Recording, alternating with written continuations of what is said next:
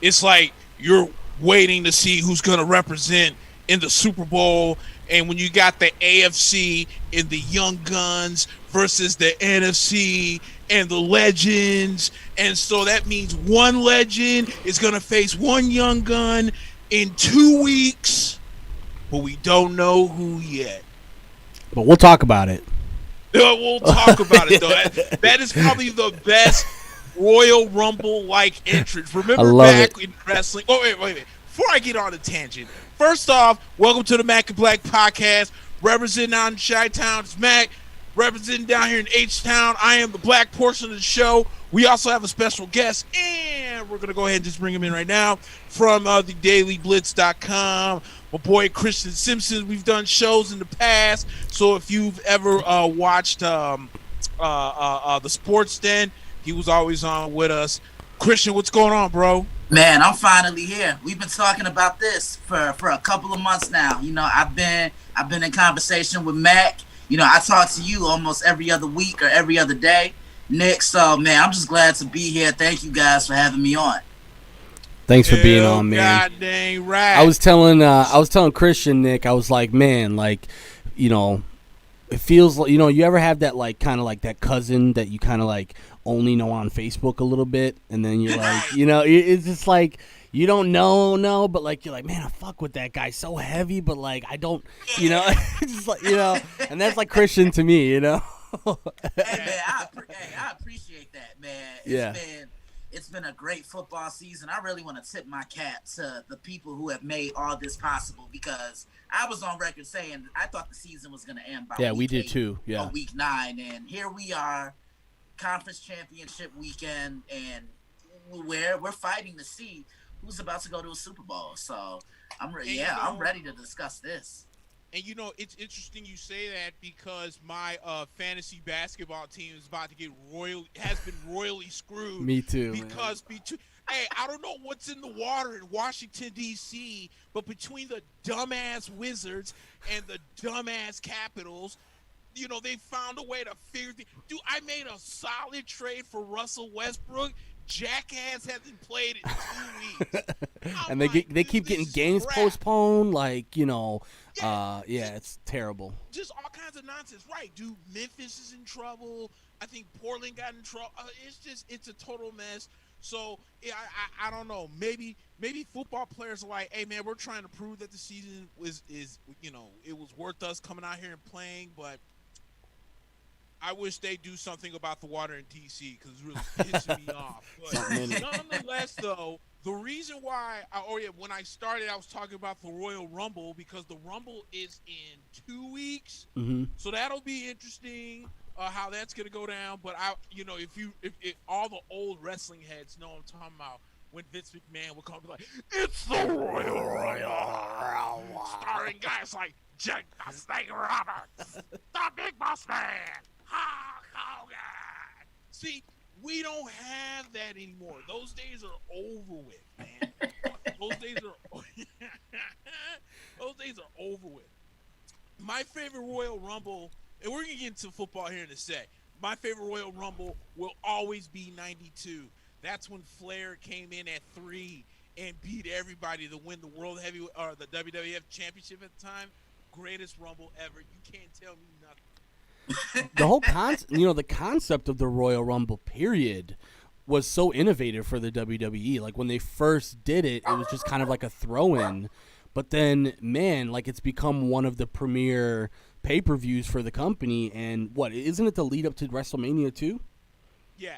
So the road to WrestleMania starts 2 weeks from Sunday, where it's, you know, you get the Royal Rumble, and then the winner of that gets the. But dude, now they got a women's Royal Rumble. So what used to be a 2.5-hour pay-per-view is damn near 4 hours. I'm telling you, it is insane. Yeah, they're milking it. They're milking it. The women's Royal Rumble is very interesting too. So I can't hate on it. They put on a good show, but. Never mind all that, man. We got a lot of stuff to talk about. We're going to get into some NFL talk right now. We'll talk baseball. Oh, yeah, first off, I do want to say rest in peace to Hammerin, Henry, Hank Aaron, who rest in yesterday. Peace. And, you know, at first I was like, man, this sucks that Henry Aaron died. But Henry Aaron was 86, man. So, I think he lived a lengthy life. Um, Obviously, depending on who you talk to, um, the second home run king. Some people think he's still the first home run king. It depends on who you talk to. Yeah. Even though Hank Aaron, out of his own mouth, said that Barry Bonds is the home run king. But I was watching the Knicks Kings game last night, and their broadcasters on the Sacramento side is Mark Jones and Doug Christie. Mm. And Mark Jones was telling the story of when Hank Aaron, the day he hit 715, had gotten all kinds of hate mail. Yeah. Because he was in Atlanta, and Atlanta at the time wasn't as racially accepted as it probably is now. Yeah. And he was getting all kinds of death threats and all kinds of hate mail that was going to his door. So when he hit 715, and everybody have seen the video where the two white guys come and run out with him to congratulate him, and he admitted that he was scared because he thought they were coming to assassinate him. Yeah. All because they didn't want a black man to beat Babe Ruth 714, yeah. which is beyond insanity. But they were just out there to congratulate him, and they said, his mom hugged him as if he was resurrected to life. So wonderful story there. But Hank Aaron dead at the age of 86. Your guys' thoughts on Hammer and Hank? Well, mine is quick, man. First of all, I think he was the first sort of titan of the sport for black people because we saw it a couple weeks ago where the MLB finally starting to accept the Negro Leagues and the statistics of the Negro Leagues. But I told you, Nick, that I've watched a 12-hour baseball documentary that goes from day one to basically the modern days, and they went out of their way to make sure black players did not get in the league and did not get recognized for the players that they were. And then Hank was one of those guys. Obviously, there was guys before him, but one of those guys that was undeniable on the field. So rest in peace to him. I agree with you, man. I think that was a tough thing to read, and it's sort of indicative of what we are today, where it's we praise these people like Martin Luther King and all these people, and then back then we hated them and we killed them.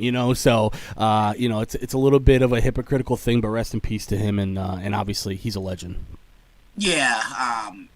I used to have so many convos with my late grandfather, may God rest his soul, Mr. Robert Mitchell. Everything I do from now on is for him. And that was his day. Hank Aaron was a year older than my grandfather. My grandfather would have been 85 last year. Hank Aaron was 86, if I'm not mistaken. 86, yeah. And there was always the common denominator about Hank. He was a phenomenal baseball player, but he was a better man off the field. And to me, Nick, you've heard me say this a lot. It's one thing where you're remembered what you do on your playing surface, but what you do off your playing surface is what speaks tremendous amounts of volume. And Hank did that. Getting letters where he was called the N-word, dealing with all that, racial inequality.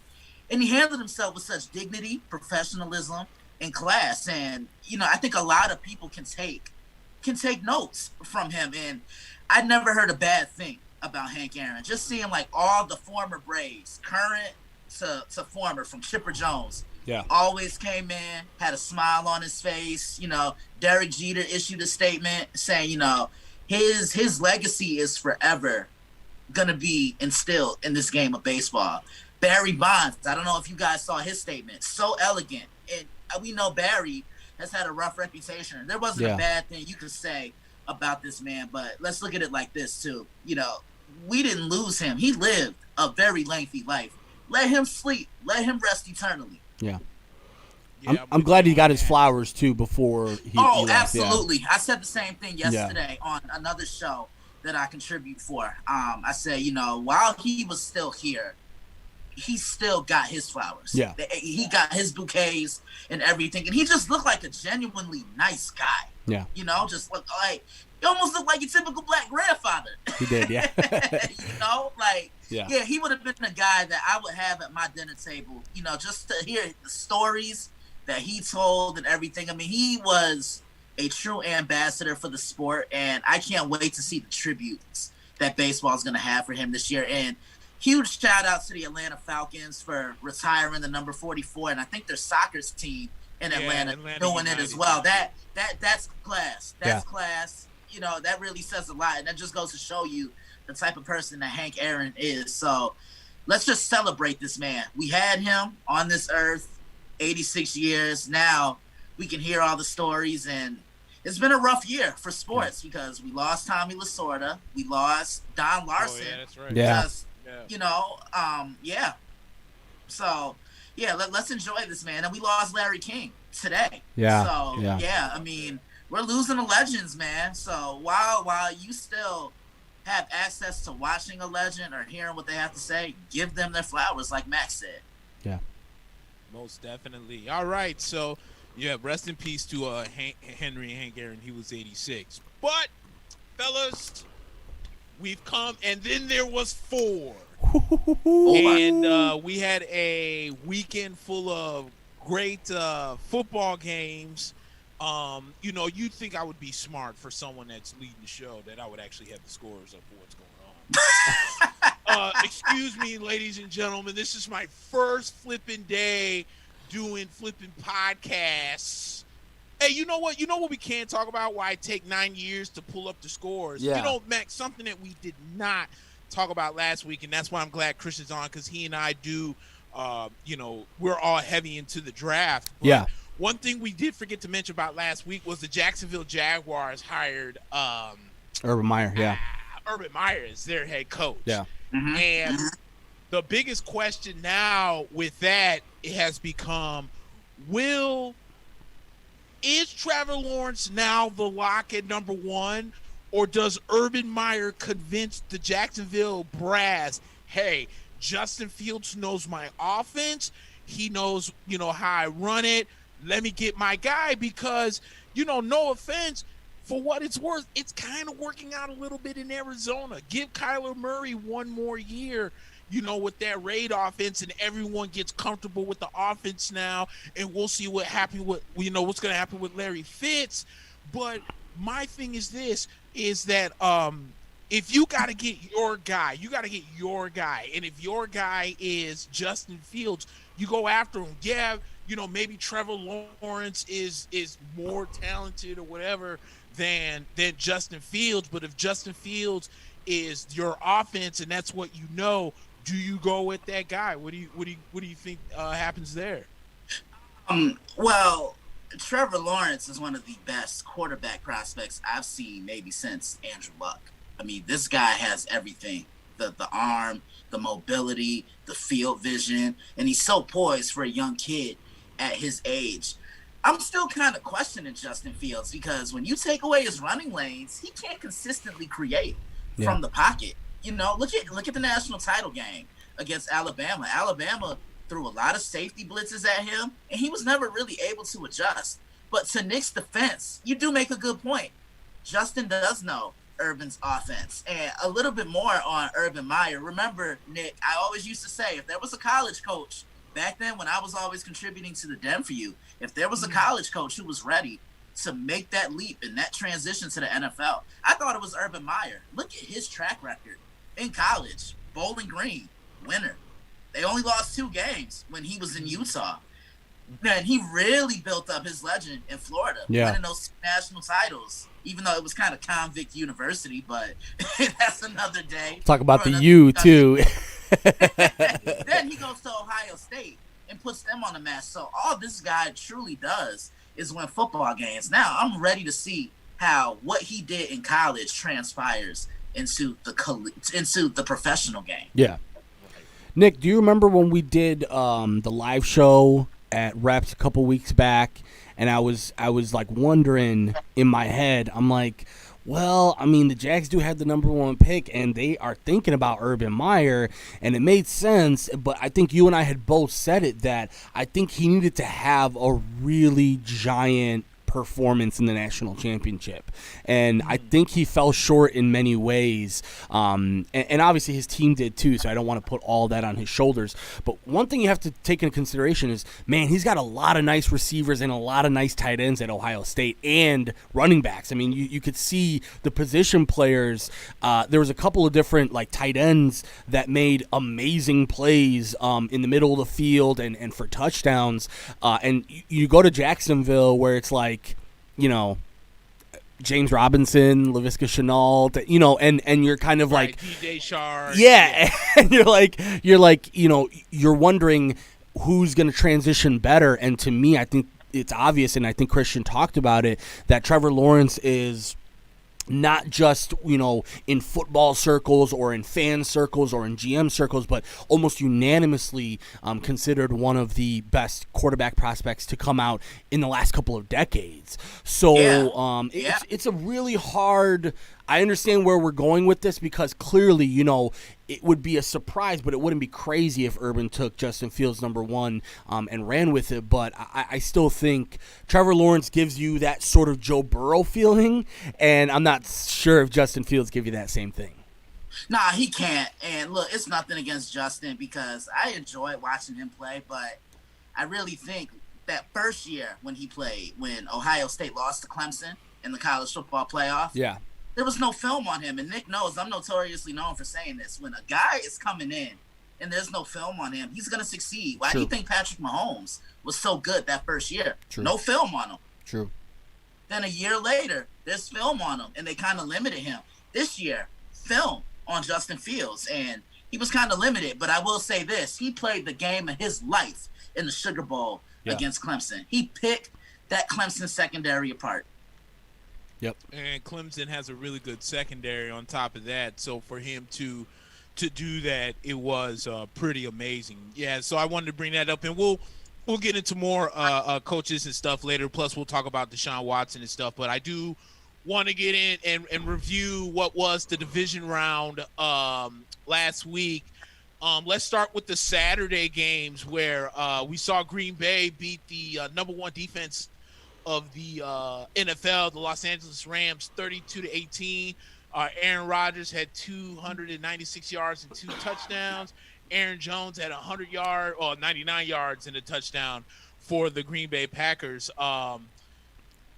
Rather interesting game. The Rams kind of made it interesting there. You know, they were down like 25 to 10 for a little bit there.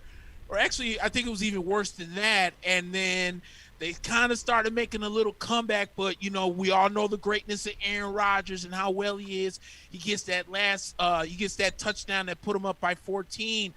But I'll tell you what, though, you know, you got to give credit where credit is due, and that's to the Green Bay Packer offensive line, because I feel like, you know, they kind of really shut down that pass rush between Aaron Donald and Mack. You and I, we talk about how good Leonard Floyd has been since he's gone to LA as a pass rusher, and you know, and Aaron Rodgers was able to pick that defense apart. So that's actually, if I'm not mistaken, that's actually Aaron Rodgers' first playoff win going against the number one defense in the NFL. Remember, we talked about they were 0-4.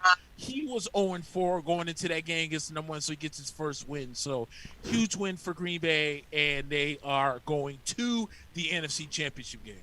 Yeah, that was a huge win for the Green Bay Packers last Saturday. Probably, I think, their most complete win of the year, because Matt LaFleur, he's becoming one of the best offensive-minded guys in the National Football League. He finds different ways to get your key weapons to football. Look how they're motioning Devontae Adams. That goal line play, I remember it vividly.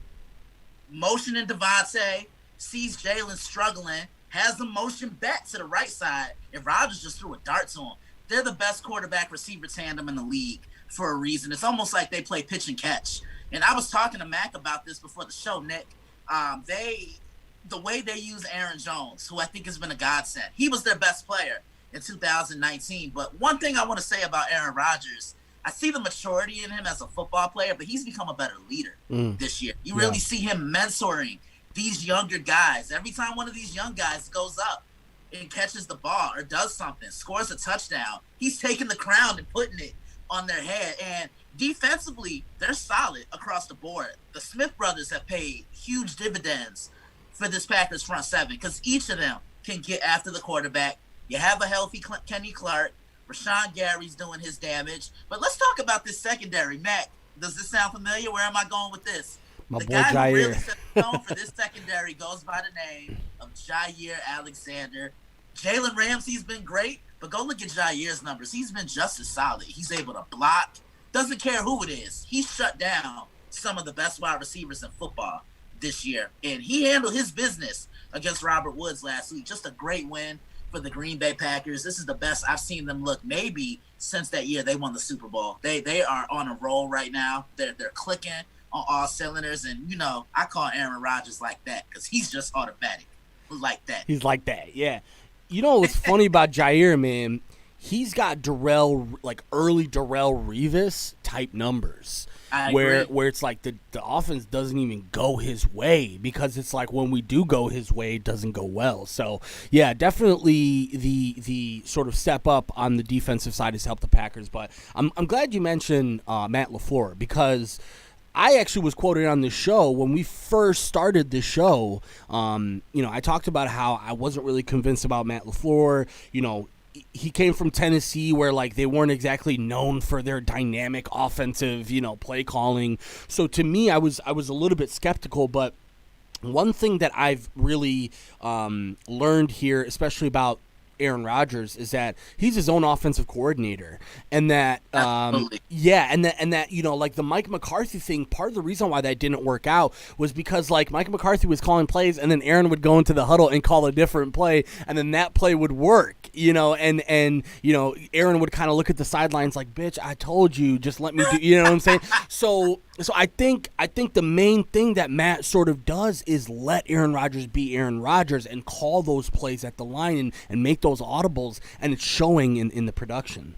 Yeah, definitely. And, a fun fact, Matt LaFleur was on the staff for the Atlanta Falcons in 2016, and Matt Ryan won an MVP. Oh, okay. Makes sense, so, yeah. Yeah, he knows his way around an offensive playbook. I'll admit, when the Packers hired him, I said, okay, who is this guy? Who is this kid? But, nah, he's paying off. I mean, 2 years in a row, you win the NFC North under LaFleur, you clinch first-round buys, and you're in the NFC Championship game again. Yeah, Green Bay is absolutely – they've been a great story this year. And as for the Rams, after dominating Seattle the week before, they just couldn't get it going. Aaron Donald wasn't healthy. You could just tell. Yeah. And look, I'm a former offensive lineman. I used to say, when key guys aren't healthy, this goes for football in general. When key guys aren't healthy, test them. And they did that with Aaron Donald. Like, he got no pressure. He got no hurries on the quarterback. Aaron Rodgers had the cleanest jersey on the field on Saturday, and it shows. Yeah, Nick, I want to ask you something really quick because, I think you and I were both sort of, I wouldn't say we were Matt LaFleur doubters, but I think both you and I were sort of like, okay, I questioned the weapons on the team overall, right? Like, after Davante Adams, where is the, NFL level talent? I think before the season, you and I sort of echoed the sentiment of, like, it's going to be like New Orleans and Slant Boy just constantly throwing the ball 100 times, 150 times to Michael Thomas. What do you think has been the biggest, sort of step up for them offensively for the Packers? Because clearly they've been better than they were in years past, and the personnel's not much different. I'm going to let Nick answer first, and I'm going to come with my answer because I have something I have to say about that. Cool. Go ahead, Nick. Nah, you go first because I'm over here saying something. You go first with that one. Nah, man, I think, honestly, it's the others who have really stepped up, Matt. Because in the offseason, everybody kept saying the Packers got to go draft another receiver. Give Aaron Rodgers that other weapon outside of Davante Adams. Because last year, it was only 3 guys that really scared me on the Packers offense. Obviously, it's number 12. It's Aaron Rodgers. It's Aaron Jones. And it's Davante Adams. But now, this year, it's the others who are stepping up. You look at guys like Marquez Valdez-Scantling. He's making some big catches down the field when teams are doubling Davante. Or it's been Alan Lazard. Remember that game against the Saints earlier in the year? no Devontae Adams, and Alan Lazard stepped up. He was Aaron Rodgers' top target in that game. And then I'm looking at the emergence of Robert Tonyan as well. You know, a guy, tight end. Rodgers hasn't really been in sync with his tight ends like that throughout his career. Maybe since Jermichael Finley had a couple of good years with a guy like a Jared Cook. But, yeah, you know, he just seems to be more comfortable within this offensive scheme. And like I said, it's the leadership of Aaron Rodgers as well. He's really taken these guys under his wing. And Green Bay knew what they were doing all along. Everybody can say, yeah, why'd they spend that draft pick on Jordan Love? They knew what they were doing. They were building these guys up in-house, and the others have really stepped up for the Green Bay Packers, Matt. Yeah, I agree with you, and I think you hit it on the head earlier about the emergence of Aaron Jones. You know, because remember, the starter actually was Jamal Williams, and then when Jamal got hurt, Aaron Jones kind of came and kind of took everything by the balls, so to speak. And I think he really solidified how great of a game he had against Minnesota in Week 17 or 16 last year. So, you know, I'm with you. I think one thing too is you get more comfortable when you get into a second year of a scheme. You know what I'm saying? I mean, you know, not to turn anything away from Michael Beard. I see you. Yes, sir. We're gonna talk about them soon. Not to take anything away. You know, I just lost my train of thought, but I'm saying that, like, I agree where one thing that you said that makes sense was I was kind of saying the same thing too, or I know where I was going. My bad. I'm confused over here. I know what I was saying. It's kind of like with everything everyone said about Bruce Arians. When the quarterback comes in the first year, the interceptions are up because it's the no risk it, no biscuit, and it's kind of hard to read those defenses so quick to push the ball downfield. But if you look at the second year, Andrew Luck's numbers second year better than his first. Ben Roethlisberger's second year is better than his first.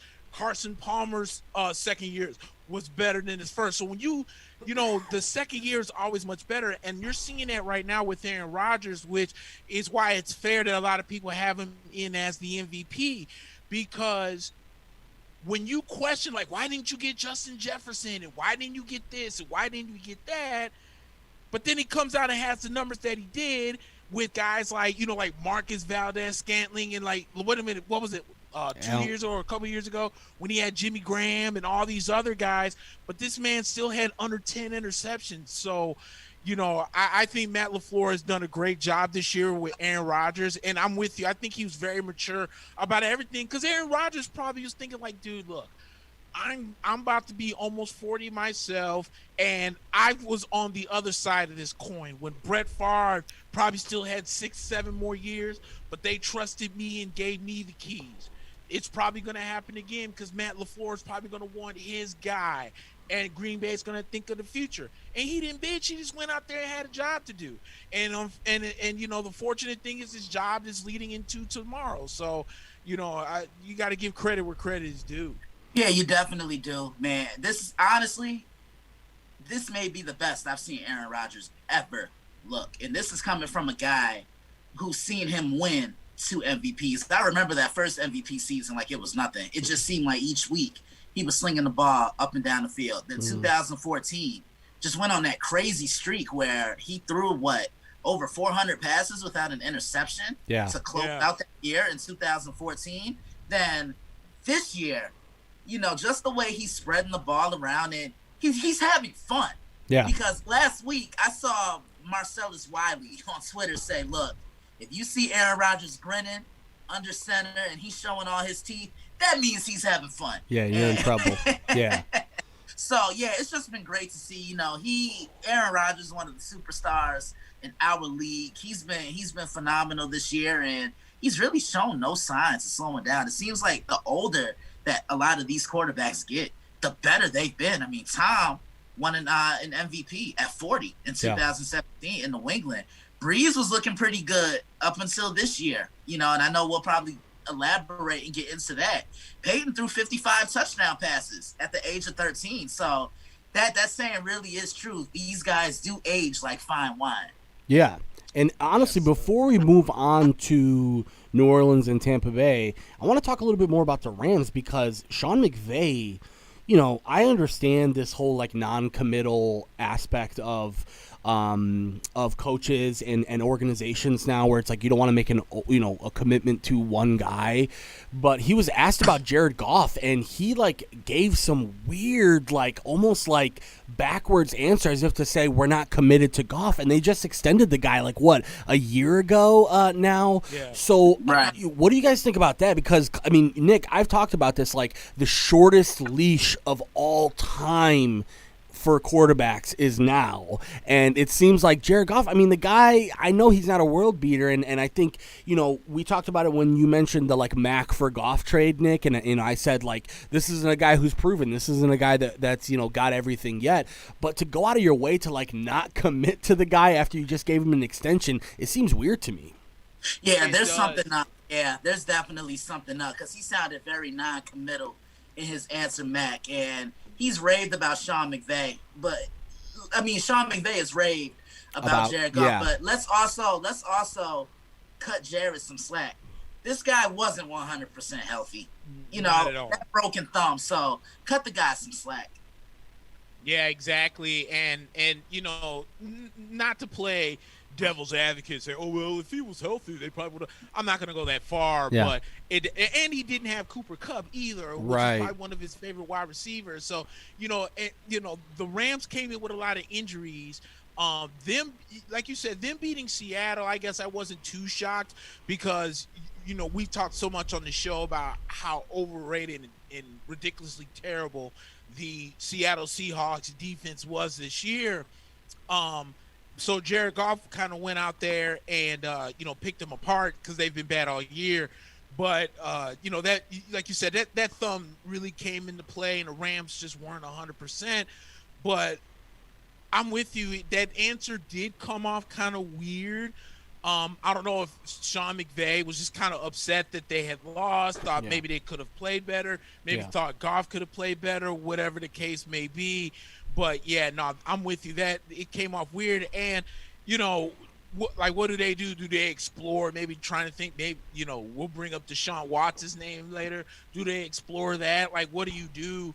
Like, what's your backup contingency plan? Like if you're really not that non-committal to Jared Goff, then who else is out there you think could run this offense? Yeah, definitely. So this is going to be a really intriguing offseason. I'm actually excited for it. The offseason is always kind of one of those boring times for me because there's not much to really do. But last year kind of changed that with, Tom shocking the world and leaving New England and going to a certain team that one of us really just has a strong admiration for. I'm not going to say. I think you guys know who I'm talking about. Based off visuals. Yeah, but I think this is going to be a very intriguing offseason because there's still a lot of uncertainty. Drew Brees, and I know we'll probably get into him. Larry Fitzgerald, because there's been some rumblings about him retiring. Phillip Rivers already retired. Yeah, we saw Phillip Rivers already retired. Deshaun Watson in the soap opera that is the Houston Texans right now. So there's definitely a lot to get into with that. But, man, we're still in season. So why are we even discussing the offseason? Yeah, right. Real quick, I do want to go to the second Saturday game. Buffalo beat Baltimore 17-3. Josh Allen, 206 yards, a touchdown, no picks. Lamar Jackson seemed to be the unfortunate story yet again. 14 of 24, 162, one interception. They only rushed for 150 yards as a team. And that interception was costly. Say it again. That interception was costly, like the worst timing for an interception, that Lamar interception. Yeah, and you know what sucks too, and I feel bad for Lamar because Baltimore should have been winning 9-3. The greatest kicker that ever lived in Justin Tucker, the next golden boot of the NFL, missed 2 field goals. Yeah. We don't talk about that. We always talk about how Lamar can't throw the ball and Lamar can do this and Lamar can do that and he maybe should consider being a running back and all this other crap that keeps coming out. But when you leave 6 points on the board And now you gotta. It's still 3-3, and you know you should be up 9-3, and then your defense can't stop anybody coming out of halftime. So next thing you know, it's 10-3, and then you drive down the field and you throw an interception at 17-3. You know what I'm saying? So the complexion of the game, in my opinion, really went south when Justin, the Golden Boot Tucker, couldn't figure out how to kick a goddamn field goal. The next thing you know, Buffalo's up, and Baltimore just could never get the offense. You look like Cody Parkey. Yeah. Mack and I were talking about this game before we went live. We were doing a little production stuff, and he said one thing that I kind of felt the same way. The both of us weren't really impressed by how Buffalo looked, but I will say this: agreed. Buffalo did what Tennessee couldn't do the week before, and that was keep Lamar Jackson in the pocket. They said, you know what? We know the Ravens' bread and butter is what? They want to pound the rock, and they want to run the football. So they loaded the box, came out, 7-8-man box, put a safety in the box, or even a cornerback at times. And that Buffalo defensive front, they really controlled the line of scrimmage. I'm thinking, pushing that Baltimore offensive line 4 and 5 yards off the line of scrimmage. And they said, you know what? We're going to force Lamar to beat us from the pocket, throwing the ball over the numbers. And he couldn't do it. Yeah. But to Nick's defense, what he said about Justin Tucker, those 6 points that were pretty much left on the table, that didn't really help Baltimore's cause either. And I also want to call out Baltimore's defense because that was the softest I ever saw them look. They put absolutely no pressure on Josh Allen. He had forever and a day and probably could have made a baby or two in that pocket with all the time he had to throw the football. And that huge investment they made in Calais Campbell, and also trading for Marcus Peters, right? Yeah, no, I was thinking of Ngakoue out of that's right. out of the Vikings. Minnesota. Yeah, like they made so many investments and it didn't work, and they actually weren't that great all year, and that performance against Tennessee didn't surprise me because I knew what they were going to try and do, just stop Derrick Henry and make Tannehill beat you. But one thing that really surprised me is that if you look at Lamar's numbers in the red zone since he's entered the league, he's got one of the best, not only completion percentages, but just overall scoring percentages when he's in the red zone. And that interception happened in the red zone very close to the goal line. So, and obviously you guys know it resulted in a pick six. So, I think the one thing that really surprised me was that Harbaugh sort of went away from what got them there, which we've talked about it before on the show. It's like, get the ball, run the ball, score the ball, and then play from ahead, right? Like, that's how they do their thing. And to Nick's point, when you can't play from ahead because you're missing field goals and double doinking, it makes it really hard for you to run your offense. Yeah, and, even before the playoffs, I was telling people, if there's one team I don't want to see come playoff time, it's those Baltimore Ravens because they were running the football. Gus Edwards was getting his touches. Underrated. J.K. Dobbins was getting his touches. Lamar was doing what Lamar does. I actually saw some flashes of MVP Lamar. Toward that, final maybe 4 or 5 games of the regular season, the Ravens were battle tested. The COVID outbreak that they had. Lamar suffering from COVID and having to throw RG3 in the fold. And that Cleveland game, I think, was what saved the Ravens season by far. But they were running the football. Defensively, they were making stops. And when the Ravens are smiling and they have that confidence, that means one thing. They're having a good time. And they just did not have a good time in that game on Saturday in Buffalo. But to what Mack and I were saying, I did not like the way Buffalo looked in that game against Baltimore. And to be honest with you, with the both of you, I didn't like how they looked against Indianapolis because they let Indy hang around. Mm-hmm. Yeah, most definitely. I'm with you on that. Because, Josh Allen was out there, fumbling the flipping football. Just take the sack, bro. Yeah. Doing too much. You don't have to be Superman on every play. It's okay to take the sack. And like you said, it not only did it let them hang around, they almost won. Indianapolis almost came back. And we would have been talking about what I think it was Indianapolis would have played Kansas City, and Cleveland would have had Buffalo. But at the end of the day, I'm with you. Buffalo's kind of been at the skin of their teeth where, they were so dominant, but like you said, let Indy hang around to almost where they won the game, and then in this game where they let Baltimore hang around. Baltimore leads points. They finally get separation. But I agree with the both of you. I don't think Buffalo's really all that impressive because outside of the 2 touchdowns, they were pretty much stalled, especially offensively, So I'm with you guys. I wasn't impressed with that much with Buffalo, but they do come out with the win 17-3. Let's go to Sunday's game. This one was my second favorite game of the slate. That would have been Kansas City and Cleveland. So Kansas City wins 22-17, but it didn't come with controversy and questions leading into tomorrow's game. Patrick Mahomes had 255 yards and a touchdown, but then got hurt early in the fourth quarter. They claim it was a concussion. They said it was a concussion. They kept him out because of a concussion. And usually it takes people, 2, maybe 3 weeks to recover from a concussion? But not if you're Jesus Patrick Mahomes. 2. I mean, listen. He's going to come back and play on Sunday, apparently, tomorrow. But what I want to emphasize this. Concussions are very different, right? Like every person's reaction to concussions are very different, right?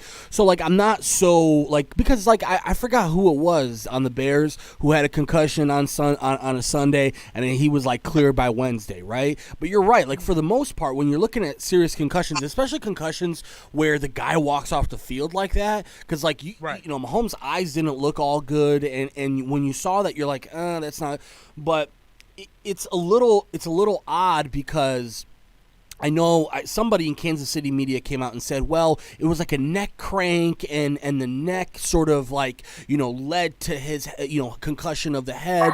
I don't know, man. From my perspective, and I talked about this on your post a little bit, Nick, is there's a 5-step protocol for concussions, and they're basically 5 different stages of getting you back to full-fledged, full pads practicing.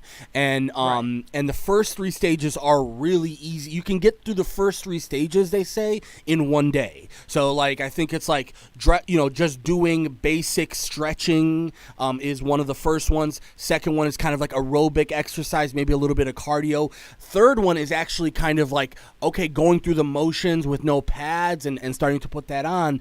And yeah, I can see him getting through that, but it's a little odd timing wise, right, Nick? It's you only have 6 days until your next game, and then miraculously the Monday rolls around, and then you're actually he's looking pretty good, and he's gonna practice this week. So it's a little bit it's a little bit weird. Right, and my biggest concern, and I didn't want people to think I really want Buffalo to win. I brought it up because one wrong hit could ruin something. And my thing is that if, first of all, everyone's well, he was getting choked as he was going down. I don't know. That looked more like a shoulder tackle than it did look like the so-called rear naked choke that everyone called it out to be. But I thought to myself, I've been dropped a couple times on my neck doing backyard wrestling, but I've never, when I get up, wobble the way that Patrick Mahomes did. Yeah. That was you. Do you ever remember fight night? I want to say 2000 and something. If you would knock somebody out, how the knee would kind of wobble a little bit before they fell to the ground. Yeah. That was Patrick Mahomes when he came off that ground. And I was like, there's no flipping way this guy's coming back in this game. And I'll be damned if he comes back next week if they pull this off. And, well, obviously Kansas City pulled it off. And then by yesterday, because when I put on my Facebook that they cleared him to play against Buffalo. So We'll see. We'll see what happens in that game. But not to be outdone though. Cleveland really put up a fight, and there was controversy in this one too, because if you go in that second quarter, the Browns are driving down. Rashard Higgins gets hit with a clear helmet to helmet, no call, ball rolls out of bounds, and it's Chiefs football. And the Chiefs ended up getting 3 out of that, if I'm not mistaken. So, Baker Mayfield, 204, 1 touchdown, 1 interception. Nick Chubb ran for 69 yards, and Rashard Higgins had himself a game.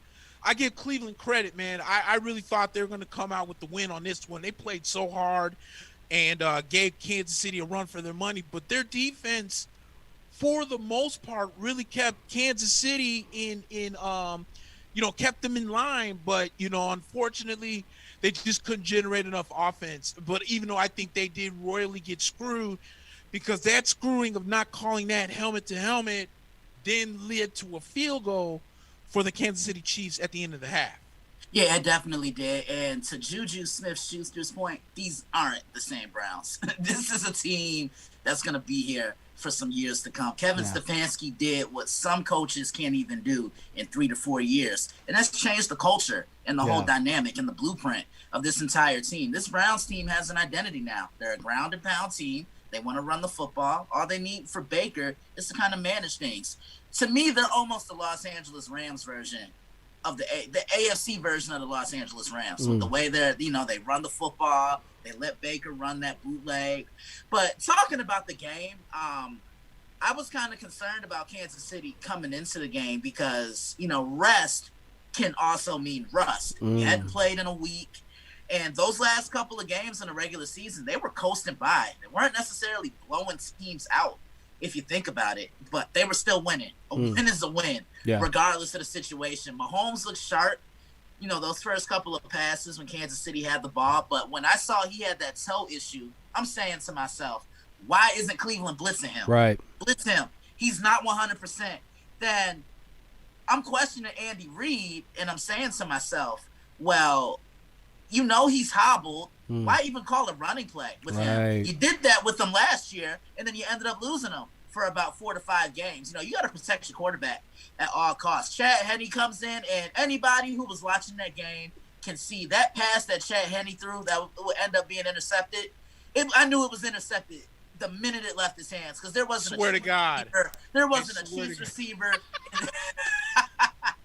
There wasn't a Chiefs receiver near that football, but the pressure was on the Chiefs defense. Can they win this football game? And they did. And Andy Reid, or as I call him, Cheeseburger Andy, coming out, rolling out Chad Henne to throw the ball to Tyreek Hill to seal the deal and send them to the AFC title game. That's a gutsy call on 4th and short. How about having the ultimate trust in your backup quarterback to save your not save your season, but keep your season alive almost at that point? Because listen, if that doesn't go well, and let's say for example Tyreek Hill drops the ball, Chad Henne isn't able, he sails it above Tyreek Hill's head. You just gave Cleveland a really nice. You give you give Cleveland a whole new opportunity if you don't convert that 4th down. So there's so many what if scenarios, but man, that was a great game. I really enjoyed that one, man. That was a game that Cleveland, that Kansas City had to grind out again. But the thing I like about the Chiefs and how they're playing football now,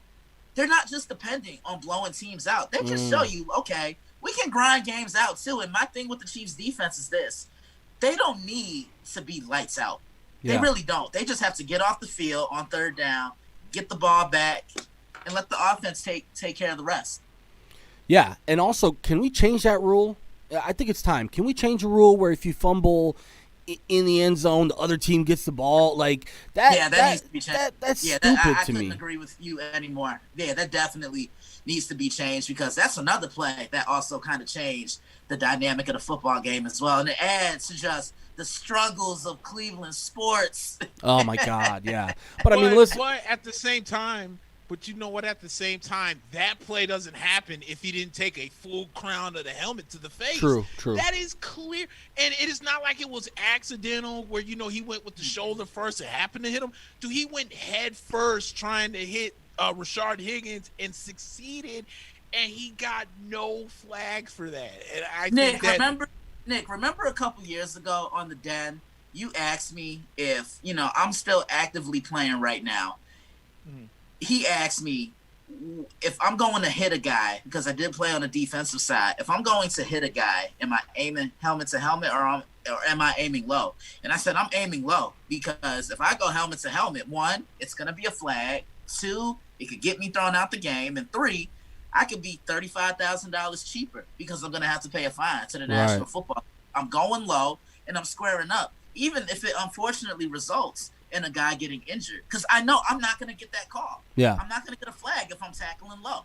Yeah, for some reason you only get the helmet-to-helmet call when you're vertical. Like when you're diving or when you're like moving forward and your body is kind of falling forward. There's been so many examples of guys getting brutal hits to the head, and for some reason that's not called. So I feel your pain on that. Yeah, definitely. But, man, Kansas City, they're here again. AFC title game, 3rd straight year. A matchup of young quarterbacks, which I know we'll get into after we discuss the final game and Nick's favorite game of divisional round weekend. Take it away, Oso. Hell goddamn right. Saints fans, are you listening? Sunday. Dude. I went in this game humble as balls. I wasn't gonna say anything to anybody. I wasn't going to say anything. I wasn't upset at anyone that said the Saints was going to win this football game. I said it's cool. I knew the Buccaneers had the greatest chance of winning this football game when Deontay Harris ran that ball back for 9 million yards and went down to the 15. In the regular season, that's a touchdown. In the regular season, 3 plays later, that's a touchdown. They held him to a field goal. Yeah. Then he did it again. They got called back. And when you thought they were going to get another touchdown, they only got a field goal. I said Tampa Bay got this one, and they sure did. Tampa Bay ends up beating the New Orleans Saints when it mattered the most, 30-20. Tom Brady had an average game, but there's a reason for that. 199 yards and 2 touchdowns, but that's because Byron Leftwich, thank God, stuck with the run and it was working. Fournette had 63 yards. Ronald Jones, Rojo Deuce had 62 yards, and then the talk was the defense. And if you watched the show last week, I clearly said the key to the Buccaneers and what they were going to do towards the key of what happened with the Washington football team was number 45. Kevin Minter did an okay job filling in for Devin White, missed way too many tackles, had way too many miscontains, and that's why Heineke looked as good as he did. Devin White comes back in the game. He did the one thing that I've been asking the Buccaneers all year to do. That's keep an eye on 41. When Alvin Kamara is out in open space, he's hard to be taken down. Devin White was in his ass the entire game. Devin White was in the face of Drew Brees the entire game. Number 45 came out with an energy I had not seen from a guy who missed 2 weeks over a flu, that he probably shouldn't, was like, I shouldn't even have this, and came out playing strong. Forced 3 interceptions to Drew Brees. I mean, Alvin Kamara had 85 yards, but they were meaningless yards. Yeah. Meaning they weren't impactful yards. You know Yeah, what I'm saying? Maybe 15 of those yards. That's being too nice. I mean, that's being too mean. Maybe 25 of those yards were meaningful yards. The other 60 were like, okay, 1st and 10, he got 4. 1st and 10, he got 3. You get what I'm saying? Yeah. So my thing is with this, Tampa Bay, in probably what was the toughest game mentally for them all year, because you're going against a team that's beaten you twice. This is probably the most complete game I've seen Tampa Bay play. 3 guys that need all the respect in the world. First off, my boy Michael Beard already said it, and everyone can kiss my ass otherwise. Tristan Wirfs is Rookie of the Year. You can't tell me nothing. Justin Jefferson can kiss my ass. Justin Herbert can kiss my ass. when Tristan Wirfs shuts down Cameron Jordan's punk bitch ass rookie of the year, and it's Mac, what did I say? Even Mac, close. Mac, what did I say before we went live? What did I say? Didn't I say even if he doesn't get some consideration? I told Nick this too. Yeah. He deserves a rose petal. Yeah. He deserves sunflowers. But nah, man, I want to say Mac and I were talking about this, Nick, and I said, yeah, their offense looked okay. Yeah, they were running the football. They kind of just needed Brady to manage things, but Brady threw 2 touchdown passes, no interceptions. That was the problem in the regular season for the Buccaneers against the Saints. He was giving them the ball left and right. Now, in the playoff game, just kind of controlled things, kept feeding Fournette the ball, and it seemed like the more they fed Leonard the ball, the better and stronger he was getting. Did you guys notice that watching this game? Yeah. But you know, it's the defense. They're getting the game ball from me. I know everybody knows I'm a defensive minded guy, but the Buccaneers, what's Todd Bowles known for doing? Blitzing. You live by the blitz, you die by the blitz, and he didn't really blitz as much as I thought he was going to on Sunday in New Orleans. They were able to get just a quick 4-man push up front. Those linebackers, they controlled the middle of the field, but give the secondary a lot of credit because they played slightly off those receivers, and they've said, you know what, Drew, we know your arm isn't 100%. You're going to throw this ball 15 and 20 yards down the field. I don't think he threw a pass further than 5 or 10 yards down the field. In other words, the Buccaneers played defense on the Saints like defenses were playing Peyton Manning when he was diminishing in Denver. You know what? You're not going to throw it over the middle of the field. You're going to try and take a shot down the field. And as a defensive back, you want that because he's going to throw a clunker or he's going to throw a wobbler. And sooner enough, man, the Buccaneers were just so ball hungry. And Devin White, he was my X factor coming into that football game. And I just said, you know what? He has to be big for them to win this football game. And sure enough, 11 tackles, recovering a fumble, 2 interceptions, getting that interception. Nah, this was the Buccaneers' best all-around performance since they played the Packers in Week 6 because they were all over Aaron Rodgers in that game in Week 6. Yeah, you know, a couple of things from that Tampa Bay game. I was really impressed with Todd Bowles' ability to adjust. Because, like you mentioned it, like when your bread and butter is to do something and you know that something is going to maybe make the other team better. Because, like, you and I, we all know here that if you blitz Drew Brees, Sean Payton always has an outlet for him somewhere within 5 to 10 yards. So, you don't even want to give him that opportunity. You just try and get there with 4, which Tampa Bay was doing really well. And I also mentioned this, and this is going to be a good sort of point for the Packers matchup because I talked about it a lot with you, Nick, that like playing with 2 middle linebackers is really hard sometimes because when you have 2 middle linebackers that are essential to your defense, the offense tends to just go, okay, we'll put in 4 receivers and 2 running backs and this and this and that. And we'll try and just kind of like get around that. But when you got a guy like Devin White or a guy like Roquan Smith, who are the 2 examples of our teams and why I brought up the 2 middle linebackers in general, when you got guys who got that type of game-breaking speed, it makes it really, really hard as an offense to get your groove. And, I think it was pretty apparent, on a more solemn note that Drew Brees, first of all, was not 100%. He was not. Nah, you could tell. No, you could tell he wasn't. Look, it's one thing, if you're 29 or 30 and you have that injury. Sure. It just takes longer. The older you get, the more, those bruises and those pains take to get there. I mean, to be honest with you, I don't think Drew should have been playing in that game against the Kansas City Chiefs during the regular season because that's when he really looked bad. And then, regular season against Minnesota, they're running Alvin Kamara to the tune of 6 touchdowns. But, yeah, Brees shouldn't have been – I would have sat Brees for the rest of the regular season and then had him ready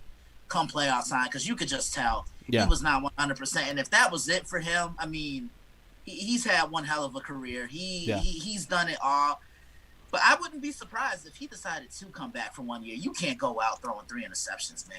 Hey, but you know what else too though that also needs to be brought up? I think you could tell he was hurt when he missed that touchdown against the Bears. If you have healthy ribs, there's no way in hell you miss that. Look, he was at least 3 noses of the football too short at the half-yard line. Seriously? Yeah. Drew makes that if he's 32 and healthy. For sure. Yeah, I mean, look at Aaron Donald. You know, he had torn rib cartilage. There's absolutely nothing you can do on a football field with messed up ribs, because guys are gonna hit you all in your midset, in your chest area. They're gonna do everything, you know, to give you some type of discomfort. And throwing the football with hurt ribs, I can't even imagine, man. A rib injury is probably the worst injury for a quarterback, right? It's like every single motion of throwing a football involves, you know, the rib area. And also remember, he had multiple injuries this year. Breeze had a foot injury earlier in the year. He had an arm injury at some point, and then he had the ribs and the midsection injury. So Michael said it best in the comments. You got to give a shout out to Drew. Hell of a career, great guy on and off the field. And you know, also I'm sort of like subscribing to your notion, Christian, that I think a lot of people are maybe assuming that he's going to retire just because, like, oh, it makes sense, you know, he's old, and you know, he didn't get. And I think there was a Jay Glazer report just before the game that if they lost the game, he would. Yeah. So you know, you never know. Like Jay Glazer's, let's just say he's got a reputation for being a little bit of an attention whore. So you never know what exactly that report was and if how accurate it was. But if he did do it, you know, or if he did call it quits, you know, he's had a hell of a career. Yeah, he's a first ballot Hall of Famer. No doubt. Well, you know, one of the best ever to do it. And at this point in his career, you know, the one Super Bowl, Offensive Player of the Year, all the records and the accolades that he set and broken. There's really nothing left for him to prove. But I really wouldn't be surprised if he did decide to come back. And I also heard he was playing with a torn rotator cuff as well. Did you guys hear that? I heard. Yeah, I did. Yeah. I heard it was foot, cuff, and then the rib injury. Yeah, that's a lot of injuries in football. It takes a toll on you, not just you know, emotionally, but of course physically as well. But yeah, great win for Tampa Bay, man. They did it when it mattered the most. They just look like a completely different team this time around. And also, let me also give credit because, Mac, you know, you brought it up last week, but you remember Alex Cappa was gone with the ankle fracture, so Aaron Stinney had to fill in his spot, and everyone was making fun of him because he was the lowest rated player in Madden, but this guy gave up no sacks and it was giving up constant holes for Leonard Fournette and Rojo to go through. Yeah. You know what I'm saying? So Stinney did a great job, but one guy that Tampa Bay at this point needs to give a huge apology to, and that's looking no further than Donovan Smith, because that sack kind of came from between Marpet and Smith. After that, Tom Brady barely got hit. Again, I said that I think Donovan Smith is a better run blocker than he is a pass blocker. But in that game, remember, they had Trey Hendrickson was back in that game, and you know, he was second in the league in sacks. You didn't hear his name called. I talked about Tristan Wirfs. You didn't hear Cameron Jordan's bitch-ass name called. But Ryan Jensen is another guy. The offensive line needs all the props in the world. Dude, I don't know who number 47 is on the New Orleans Saints. Ryan Jensen was bullying him the entire game. Yeah, he was bullying him the entire game. Yeah. After every play, Ryan Jensen was either grabbing him, pushing him, or was in his face after every run play in that game on Sunday. It got chippy and physical in that game, and not just between Marshawn Lattimore and Mike Evans. It was chippy. Yeah, it was chippy. And, you know, there's like two more things I want to say about this game. The first thing, man, I really like that game plan offensively. You know, I can't keep saying enough about it. They stuck to the run. They let Brady dink and dump. And, Nick, remember what I said to you. The team who pressured the opposing quarterback the best was going to end up winning this football game. Remember I said that to you? And look at what happened.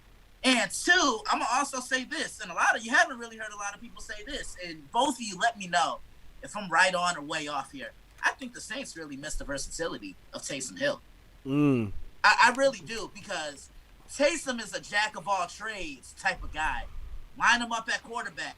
He can run the wildcat, and a lot of teams can't stop it. You can line him up in the slot. He's able to make that catch. You can run jet sweeps with him. So the Saints didn't really have that versatility. Once Alvin Kamara was shut down, I said, yeah, that's it. And no Latavius Murray, too, really hurt them. Yeah. I have a feeling, look, a little off-season thing, I really wouldn't be surprised if the Saints tried to go back and get Mark Ingram again because, interesting, 'cause he got cut. Baltimore did release him. Yeah. It just seemed like Alvin Kamara, he played a more complementary style of football with Mark Ingram than he does Latavius Murray. Interesting. Most definitely. So that leads us to AFC NFC Championship Sunday. And hey man, look, I'm not the one to sit here and speak about deja vu. But there's a lot of 2002 deja vu going on here because the last time the Tampa Bay Buccaneers were in the NFC title game, they were on the road when Rondé Barber had the greatest interception in NFL history, duping Donovan McNabb to return a pass 78 yards to what ended up leading Tampa Bay to their first Super Bowl championship. And the last time the Green Bay Packers were in the NFC title game, they looked like complete, total baby crap against the San Francisco 49ers last year, who seemed to be Aaron Rodgers' nemesis. Aaron Rodgers is 1-3 in NFC title games. Only team he's beat were the Chicago Bears, and the only reason why they beat him is because Jay Cutler got hurt. So, with that being said, the curse of Tampa Bay not losing games in the cold is already over with, and the Green Bay Packers are 3.5-point favorites. There is an injury report, especially on the Buccaneers side. They will not have Antonio Brown.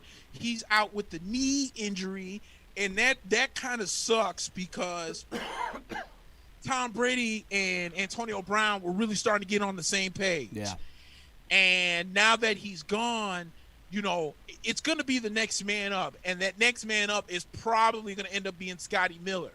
So even though you lose Antonio Brown, if you're a diehard Bucs fan like myself and Michael, who's in the chat, we can tell you that the rapport between Tom Brady and Scotty Miller is through the roof. I think Scotty Miller got 2 attempts last week, or 2 targets, caught both of them, and one of them was on a double move when he deked, I think it was Gardner Johnson. Amazing route. Right, and whenever Scotty Miller is in the game, and they're going to go deep, he's usually the guy Tom Brady looks for. So I think Scotty Miller can be a real X factor here, especially to see how many snaps he gets.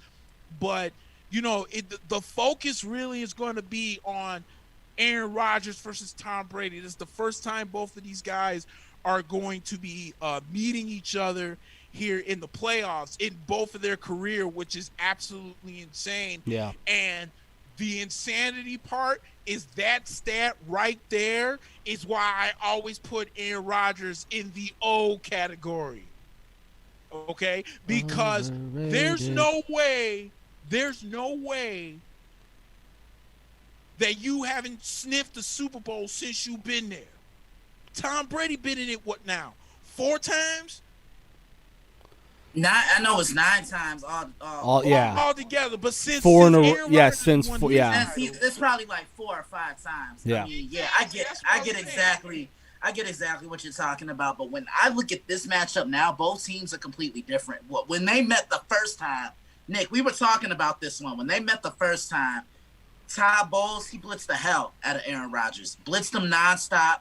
And Tampa's defense, in a way, at times, they kind of remind me a little of the Bears defense because they thrive on getting those takeaways. Yep. And I think they forced 2 turnovers last game against Green Bay. Look at last week. Forced that fumble, got the interception, forced 3 interceptions to Drew Brees. Now, this is a different breed that they're facing on tomorrow. Aaron Rodgers doesn't turn the football over, so it's going to be key for that Tampa front 4 to keep Aaron Rodgers in the pocket. I think that's going to be the most important thing in this football game. Then when I look at the Green Bay offense, I'm expecting a lot of quick passes, lots of bubble screens to Devontae Adams. Getting Aaron Jones in space with a linebacker or a safety, creating those one-on-one mismatches. The guy I'm watching for Tampa, I'm watching Leonard Fournette, and my reason in saying that is because he's been on this stage before. Remember, he was on that Jacksonville team.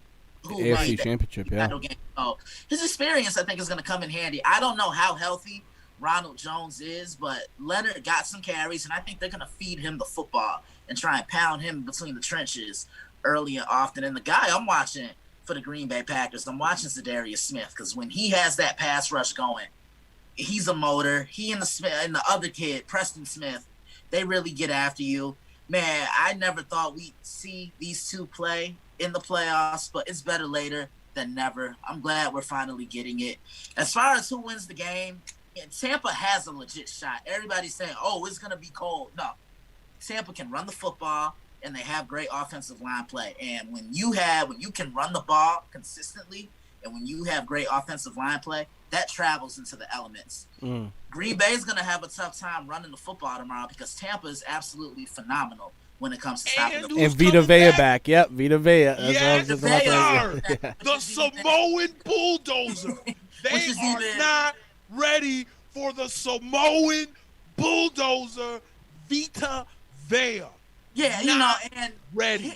Here's my thing. With that Tampa defensive line, they really don't get their respect. You have Jason Pierre-Paul, you have Shaq Barrett, you have Ndamukong Suh, and you have Vita Vea.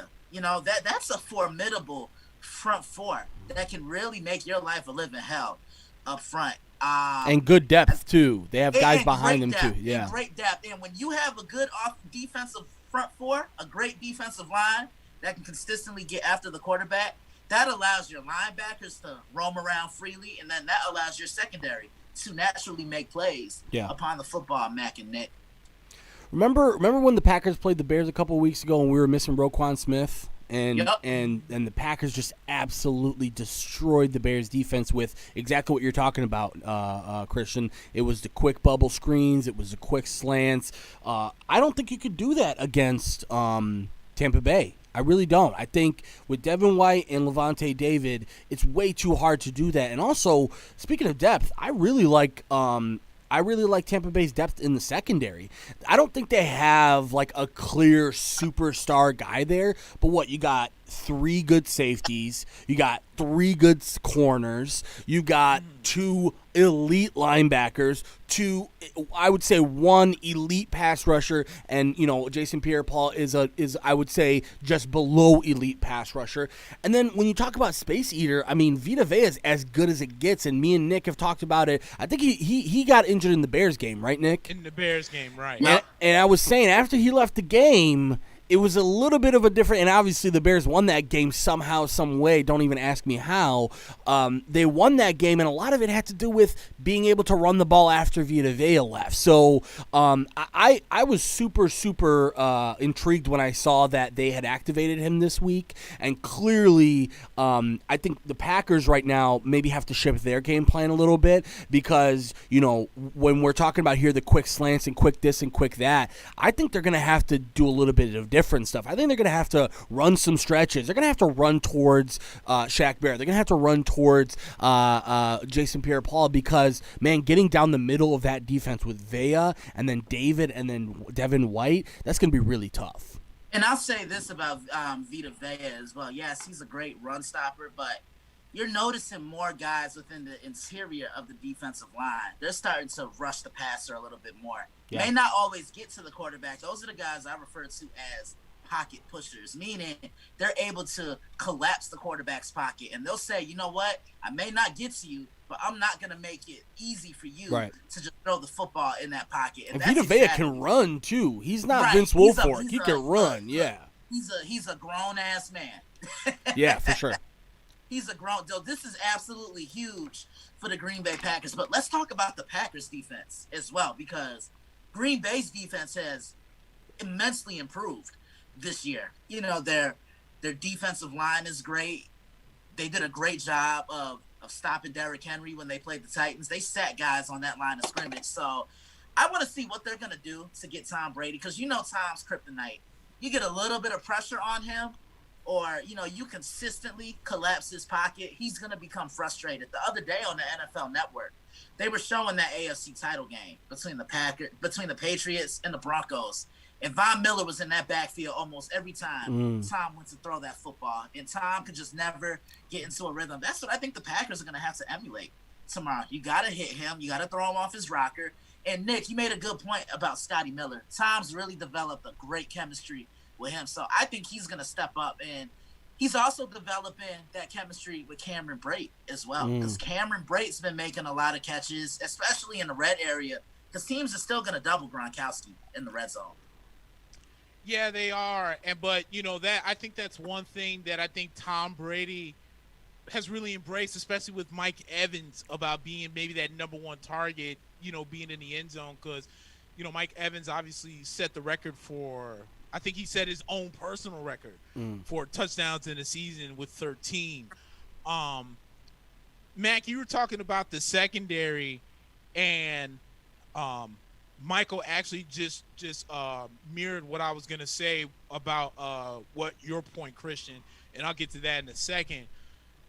The secondary, I think last week maybe had one of its best games ever. They had really one blemish, and that blemish was the trick play that Jameis Winston who found Traquan Smith wide open because Carlton Davis got fooled.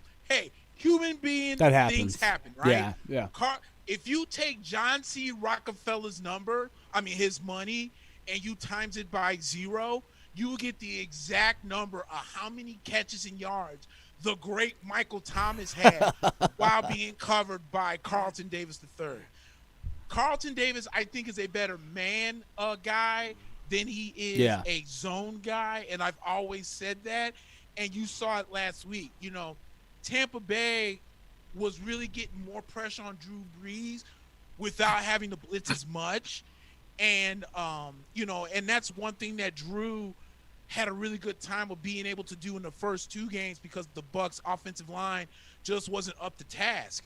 They were up to task.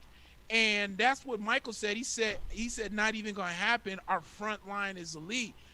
Do the Buccaneers, the offensive line has really stepped up, and I understand, I'm not taking anything away from Zadarius Smith. He's had a wonderful year. I'm not taking anything away from Preston Smith. He's had a wonderful year. And I know they got Snacks Harrison, and he's really has stepped up. But the Bucs offensive line, since they've come back from the bye week, has been amazing at best. And Donovan Smith is going to have his hands full, but guess what? He had his hands full the last 2 weeks, and he's done a great job. And I think he knows Preston Smith. I think he knows Zadarius Smith, because they're going to switch, because I have enough faith in Tristan Wirfs to where Tom Brady knows that he's going to be clean from the right side. So I don't think that's going to be a problem. But Tampa Bay in this game is coming with their front 7 is all coming in healthy. You're going to have Nacho, Nunez Roches. You're going to have Sue. You're going to have Golston. You're going to have Vea. You got Ledbetter coming back. Yeah. Like, that whole front 7 is healthy, so the rotations are going to be nice where guys are coming in fresh. I'm not saying that I think that it's going to be another 38-10 win. Tampa Bay is going to just absolutely slaughter Green Bay. I do think they beat them, though. And I think, Christian, you said the name that I think is going to be highlighted, and that's Leonard Fournette. I think you were right. Once he saw, Leonard Fournette kind of pisses me off sometimes, because when he runs, it's like he looks for the hit. I'm like, Leonard, just hit the goddamn hole. It's like the opposite of Rojo, right? Yeah, it's the opposite of Rojo. He attacks it.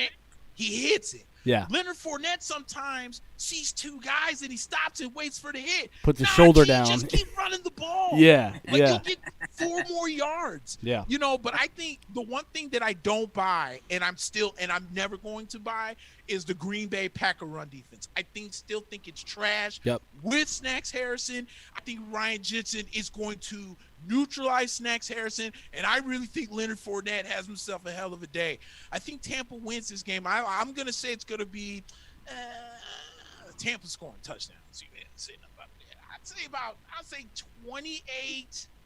I'm going 28-17. Bucks find themselves back in the Super Bowl, and Tom Brady, TB12, will take, in the words of Skip Bayless, Tampa Bay back into the Super Bowl picture where they rightfully belong. I like it. Mack, I'm gonna let you pick. Go ahead. Yeah, no. So I mean, one thing I want to mention is that Green Bay is a 3.5-point favorite too. So, you know, for those of you who are betting, you know, listen, I think it's pretty clear, and Nick just put it really well, that there's a huge hole on the Packers defense, and it's inside linebacker. They have to blitz to stop the run. And we all know here, if you have to blitz to stop the run, you're going to get caught on play action more than once in a game. So I think particularly what's interesting is the cold factor, and you know, we'll see what the weather looks like exactly, because I honestly think that might even, you know, favor the Bucks. Surprisingly enough, when you're talking about, I mean, we talked about Aaron Jones, Jamal Williams earlier. People forget Jamal Williams was drafted before Aaron Jones. He was supposed to be their guy, right? But Aaron Jones came in and made exactly the type of plays that you talked about, Nick, which is like just run. Do not look back. Run and find space and gain yardage. And I think one thing that's huge is that Rojo's health has to be, because I love Rojo and the way he runs. That guy has a very classic running back feel to him, like almost like an Earl Campbell-esque type feel to the way he runs. Like you guys have played football, and so have I. That they say don't run upright, you have to run low.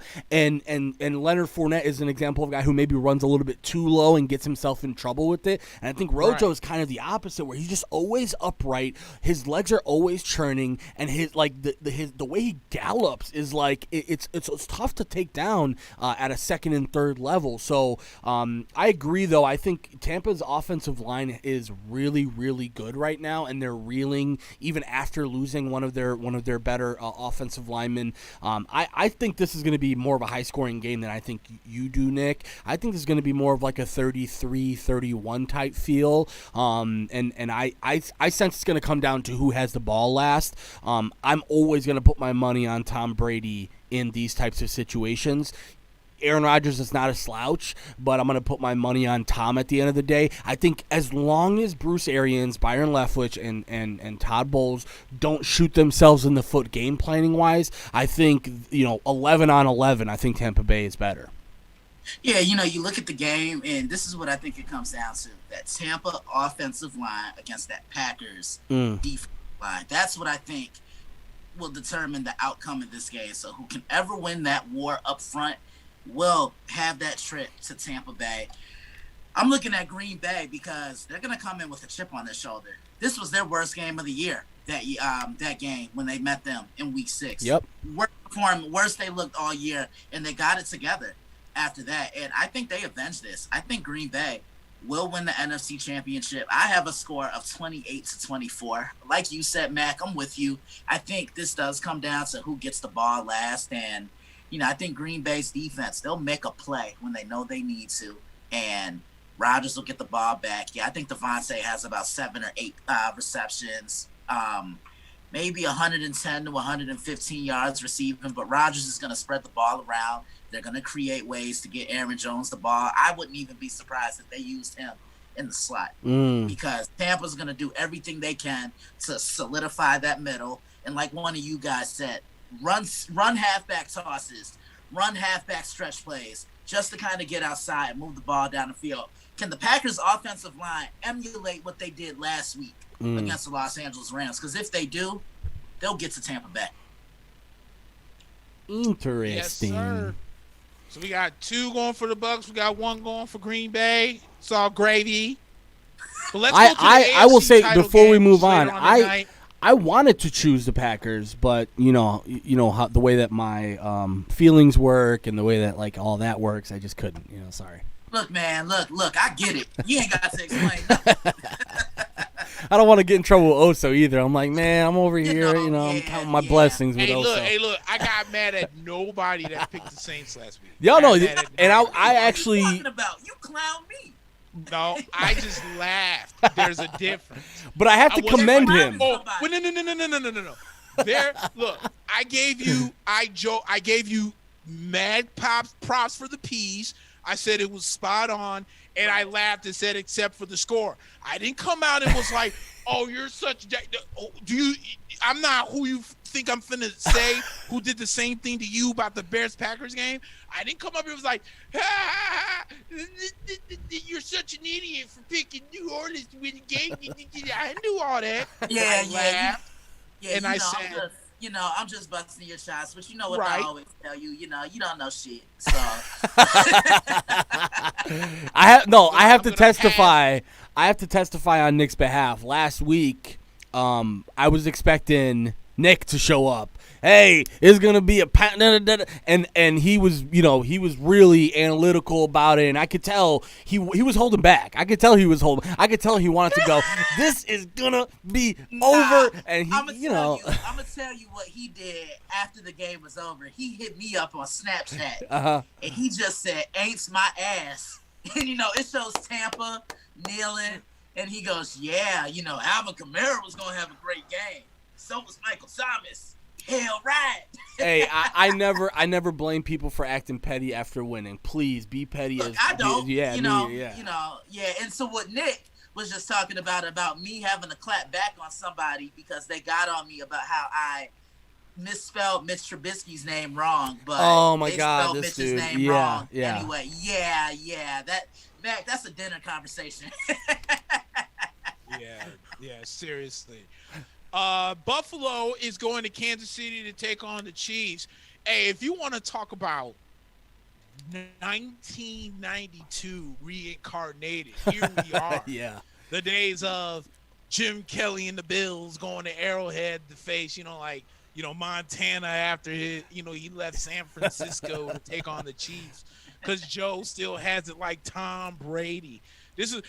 I'll give you a fun fact about me, dude. Like, before I completely pledged my entire allegiance to the Tampa Bay Buccaneers back in 1994/95, when I was a bandwagon fan, dude, the Buffalo Bills was the first team that I was rooting for because they were always in the Super Bowl. And I was like, I like this Buffalo team. Jim Kelly's the man. Andre Reed is raw. Hey, about Thurman Thomas. But then I needed a team to root against the Bears, and all I kept seeing was Tampa. And then my mom and dad bought me this old orange school Tampa coat, and it was a wrap. I pledged my allegiance. So we're going on, let me see, that's 10, 15, 20, 26 years. Wow. 26 years of being a Bucs fan, and I'm never looking back.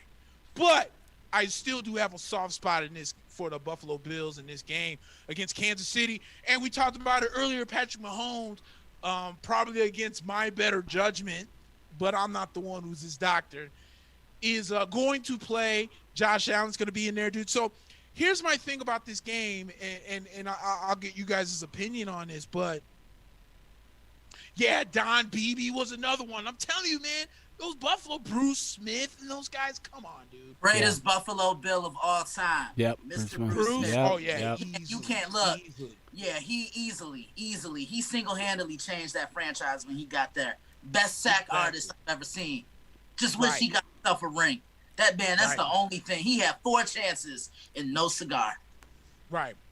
I think the biggest X factor in this game is Kansas City's defense. Kansas City, in my opinion, I don't want to say got lucky, but I'm going to say that if 2 unfortunate plays did not go against Cleveland, I think Cleveland ends up winning this football game. I think Kansas City got lucky. And I know Chad Henne threw the interception and whatnot, but Patrick Mahomes was on his way of putting up decent numbers, but he didn't look like Jesus in the game. Yeah. You know what I'm saying? I think, like, if you look at that touchdown pass that he threw to Travis Kelce, I think it was in the first quarter. If Kelce doesn't make a deep move and Denzel Ward falls down, I don't think Travis Kelce catches the ball, let alone take it in for a touchdown. Um, Plus, Patrick Mahomes wasn't really healthy. He was hobbling horrendously in the first two quarters and then seemed to be okay. But the offensive line for Kansas City, for whatever reason, was having a very tough time against the front four of the Cleveland Browns. But when the Browns defense did step up and Cleveland was forever still in the game, I really think that if Baker Mayfield makes two extra plays, or if they get the beneficial call of the helmet to helmet, this is a totally different game. So I think if Kansas City's defense, if we see last week's Kansas City defense, Stephon Diggs is going to have himself a hell of a game. Yeah, I definitely. If we see a defense like maybe, I don't know, maybe between maybe week 11 and the end of the season, then I think Kansas City wins the game. Yeah, I could definitely agree with that. But, I look at Buffalo, and I've been saying throughout most of the year, the Buffalo Bills are the second best team in the AFC because of the way that they're able to move the ball down the field. And you look at how they have played after Hail Murray in Arizona. They've been a completely different ball club. Josh Allen spreading the ball around to his receivers, trying to get the running game going, but their offense isn't built to run the football. That's just the absolute facts right there. But it's the defense that's really caught my attention. Leslie Frazier's done a great job turning this defense around. They've been swarming to the football. No, they give up a couple of big plays here and there, but last week against Baltimore was the best I've seen their defense look. Keeping Lamar Jackson in that pocket. Now they're going to have a bigger fish to try and fry in this one. Now you got to contain Patrick Mahomes. But how 100% is he? That is the $1 million question. And all I know is if I'm Buffalo, I'm rushing him early on. I'm making him run. I'm making him move. I'm making him throw on the run. Either way, left side, right side of the pocket, he's going to move this ball because I can see Kansas City coming out early on when they have the ball. And they're using, max protections and jumbo protections, having those additional linemen, having additional tight ends, just to keep the quarterback upright. But you talked about your X factor, Nick. I think my X factor for the Buffalo Bills is Cole Beasley. This franchise loves him. These fans love him. He's the heart and soul of this football team. And this is Josh Allen's second go-to guy behind Stephon Diggs. Over the middle, slightly down the field, he's going to find a way to get Cole Beasley the ball. When you need that guy to make that catch over the middle in space to get those tough yards and the guy that's going to move the chains, he's looking in the direction of Cole Beasley. Then you look at Kansas City, how is their defense going to come out? And I think for them to win this football game, Kansas City, they're going to have to keep Josh Allen in the pocket. They cannot allow him to buy time because he's a magician when he's on the run. Kind of reminds me of a more accurate an athletic version of Ben Roethlisberger with the ability to extend the play and make the throw on the run and connect on those passes. And can we finally give Stephon Diggs some credit? Not only is he a guy that can stretch the field, he can go over the middle and make those tough catches like I did with how I just described Cole Beasley, Mack and Nick. But this is going to be a great game, and this is a matchup of two elite wide receivers in Stephon Diggs and Tyreek Hill. But here's my thing for Buffalo. When you're a defense and you're playing Kansas City, there's two guys I'm zooming in on. I'm zooming in on Tyreek Hill, and I'm zooming in on Travis Kelce. I'm perfectly content with letting a guy like a McCole Hardman, a Byron Pringle, a Demarcus Robinson, I'm perfectly content with those guys beating me because when Patrick gets Tyreek the football in space, one reception turns into 5 receptions. If 5 receptions turns into 8 receptions. In other words, he's going to keep looking his way, and he's going to keep giving him the ball. And that's why my X factor for Kansas City is Clyde Edwards-Helaire. I was so excited when they drafted him. A guy that can create in the open field. You get him the ball. He's able to do a variety of different things. Reminds me a lot of Maurice Jones-Drew. A third down back, able to get into space. Yeah, so I expect the Chiefs to kind of slow this game down a little bit. Yeah, I don't know. Did you guys have a chance? I had a chance because I work from home. Thank God. That I got to work. I got to watch the Tuesday 3:00 game between Kansas City and Buffalo earlier this year. Do you guys remember that? I do. Yeah. I do. Kansas City. They kind of concern me in that game because they couldn't get any pressure on Josh Allen. That's gonna have to change. Like give Buffalo a lot of credit because they gave him a pocket to consistently throw from. Yeah, and also it took really big plays at the end of the game to clinch the game because Buffalo was keeping it really, really close. Yep.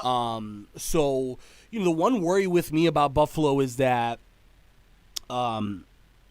big plays. You mentioned it, Christian. It's like when you look at when they've struggled this year, they were constantly giving up big plays to the other team. And like we've talked about them multiple times on this show, where we come back on a Saturday and we're like, what the hell was Buffalo's defense doing last week? Because, there was just so many holes there and they give up big plays to the point where you can't win at this time of the year while also giving up big plays, especially to a team like Kansas City who thrives on that, right? It's like Tyreek Hill, that's his thing. So I just think in general, when you're talking about Kansas City, it's obviously all about Patrick and what he can do on offense because, I mean, let's just say it this way, right?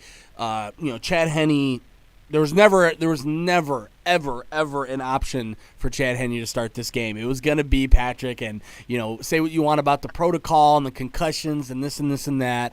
A concussion protocol is definitely shady enough where you can kind of get around it, and it sounds like they did what they could because listen, at the end of the day, as somebody who used to play competitively and has a competitiveness in them. You want to play. It doesn't matter what, there's a lot of people saying, well, you could significantly shorten your career if you play with a concussion. It's like, dude, this is the AFC Championship. Like, no one, a trip to the Super Bowl is on the line. Yeah, I'm not thinking about. Watch the game from home while he getting his toes done. Come on. Yeah, man. And what I'll do is I'll make the room pitch black after the Super Bowl and just sitting there for 2 weeks so that help recover from the concussion. But I just think that Kansas City right now, you mentioned Clyde Edwards-Helaire. They struggled when he was injured. They kind of struggled. They don't have like the whole Le'Veon Bell thing. They were like, oh well, if we lose Clyde Edwards-Helaire, we'll have Le'Veon Bell, and Le'Veon Bell's not the same guy. I'm sorry, I like him. He's not the same guy, and it's tough. It just seems like his head isn't in the game. Yeah, I don't blame him, dude. It's like you signed that big deal. You spent all those years fighting, going back and forth with Pittsburgh. They finally, let you go. You signed this deal with the Jets, and then like 2 weeks later, you're already beefing with the coach, and you're already talking about he doesn't want me and he wants to trade me, and the GM who signed you isn't there anymore. But yeah, I think everybody was like, oh my God, what a beautiful story. He's going to Kansas City. He's gonna win a ring. Da da da. And I don't think it's really come to fruition for like Darrell Williams looked tremendous last week. He did. He did. They kept feeding him the ball and he kept doing something with it. And that's the thing. Have you guys ever noticed when you play Kansas City, so much emphasis is put on trying to contain Mahomes and those weapons on the perimeter. A lot of teams don't necessarily load the box when they play Kansas City. Have you noticed that? Yeah, that's the thing is like when you blitz Mahomes, he's a blitz killer. Like that's exactly what he does. He's gonna carve you up. Yeah, and I think the most important thing for Buffalo, I can't stress it enough. Josh Allen has to play his own game. He cannot try to match Mahomes in this game, throw for throw, because he will lose. There are certain quarterbacks you just can't go throw for throw with. You can't go throw for throw with Russell Wilson, Aaron Rodgers, Tom Brady, and Patrick Mahomes. No. Yeah, and that's why, for that reason, I think Kansas City's going to win the game. I just think... Yeah, I'm with you. I think... let me get a score prediction, Matt. I honestly think it's going to be a blowout. I have a feeling it's going to be a blowout for some. Really? Yeah. Because I watched that game pretty intently, that first game, and I just think that Buffalo was lucky to be in that game because Kansas City was giving them opportunities to be in that game. And like I said, when Kansas City started playing like themselves and Tyreek Hill got away from Tre'Davious White, because no doubt Tre'Davious White is a top tier corner in the league, but after that, it tends to dip, and I understand what you're saying, Christian, with the whole I'll let other people beat me. But the problem with that is like McCole Hardman runs a 4.3, and man. I always say McCole Hardman is the great value version. 100%. He's the Aldi version Tyreek Hill. Basically. But nah, man, I think this game is gonna be a lot closer than what you may think. I think it's gonna be close like it was in the regular season, because I think Kansas City won that first one by like 9 points, if I'm not mistaken. Yeah, they pulled away in the fourth quarter. Yeah, right. Yeah. I'm gonna say Kansas City wins this game 34-27. I think they do get their 30 points in this one. Nick, why don't you go? Because I want to check the score of the first game. I'm going Buffalo 27-24. Wow. I'm gonna go against. Yeah, I just have a hard time with the defense, and I think you brought it up, and I just happened to see it on them little stupid videos they give you on ESPN when you're on the articles, because I was looking at the game cast and the stats for Buffalo and Kansas City, and it's that toe injury. Like, okay, if Mahomes is really concussion free, that's fine, but that toe injury is going to say something, because if Buffalo can get pressure on him and he's going to get flushed out of the pocket, you could see it last week. He just did not seem comfortable really running on that foot.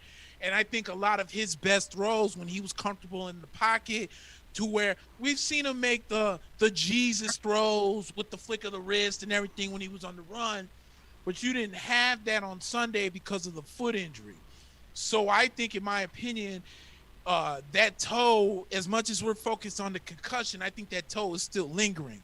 And I think Buffalo, as you mentioned, did a great job last week of maintaining Lamar Jackson to take him out of his element, where we know Lamar may not be the best thrower as a quarterback. And by stopping the run, and you make him one-dimensional, which happens to be his least dominant dimensional, I think Buffalo did a great job in that. So I think Josh Allen has himself a game in this one. And I will take. I'm gonna take Buffalo to upset Kansas City. Yeah, that's interesting. Like I said, I'm going off a feeling. Like last week, my buddy was asking me, "What do you think about the Buffalo and Baltimore game?" I was just like, "Dude, I have a feeling that's going to be a low-scoring game. I don't know why. I think these guys are just going to, have a tough time scoring."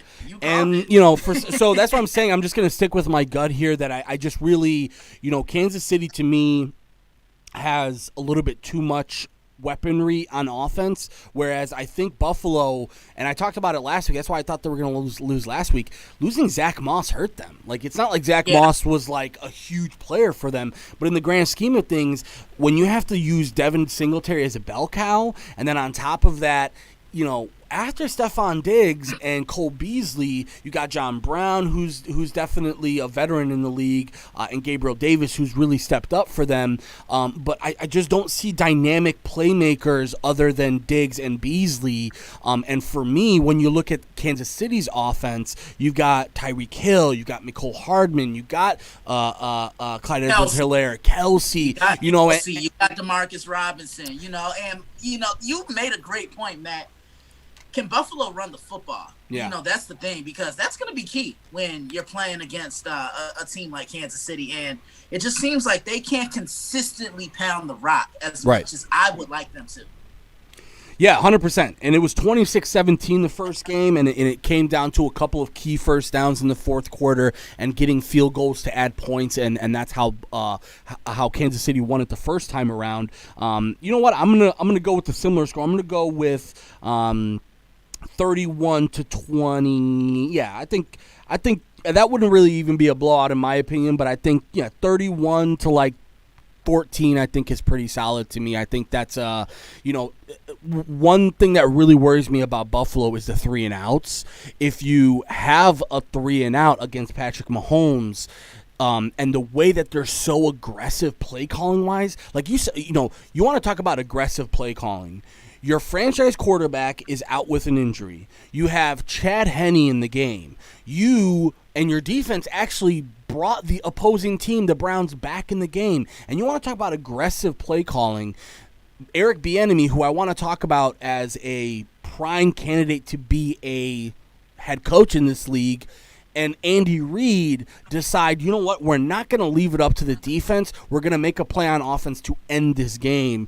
And again, not a lot of guys, I mean, I know for damn sure that a guy like Matt Nagy or, some of these other coaches who quote unquote are QB gurus or offensive gurus would never do something along those lines. I mean, Matt Nagy could barely call a timeout under 2 minutes, let alone, have the ball so play call like that. So, yeah, I think it's going to be like a 2-touchdown deficit, and I really see that Kansas City is going to be able to run the ball, first of all, even though their offensive line's a little bit nicked up, and Buffalo has done better up front recently. But I really do. People say, well, Matt Nagy came out of the Andy Reid tree. Why are you so high on Eric Bieniemy but so low on Matt Nagy? Well, first of all, we've seen what Matt Nagy is over the last 2 years. He's clearly a guy that, we know what his repertoire is. But, man, Eric Bieniemy's play calling is super, super amazing to watch. And there's I think it's a detail on ESPN. I forgot. I don't know what it is, but they basically show the sequence of plays that Eric Bieniemy calls, and obviously Andy Reid going through, the play calling is going through Andy Reid, but the strategy that Eric Bieniemy is able to put together after seeing a defense once is really big. And we saw it with like Oakland. Remember they played Oakland that first game, and Oakland I think won that game, right, against Kansas City. And then the next time out, Oakland's defense looked like they had no clue what was going on, and I think a lot of that had to do with the adjustment of Eric Bieniemy. So I think Eric Bieniemy, seeing this team earlier in the year, I think the game plan for him and Andy Reid is going to be really good.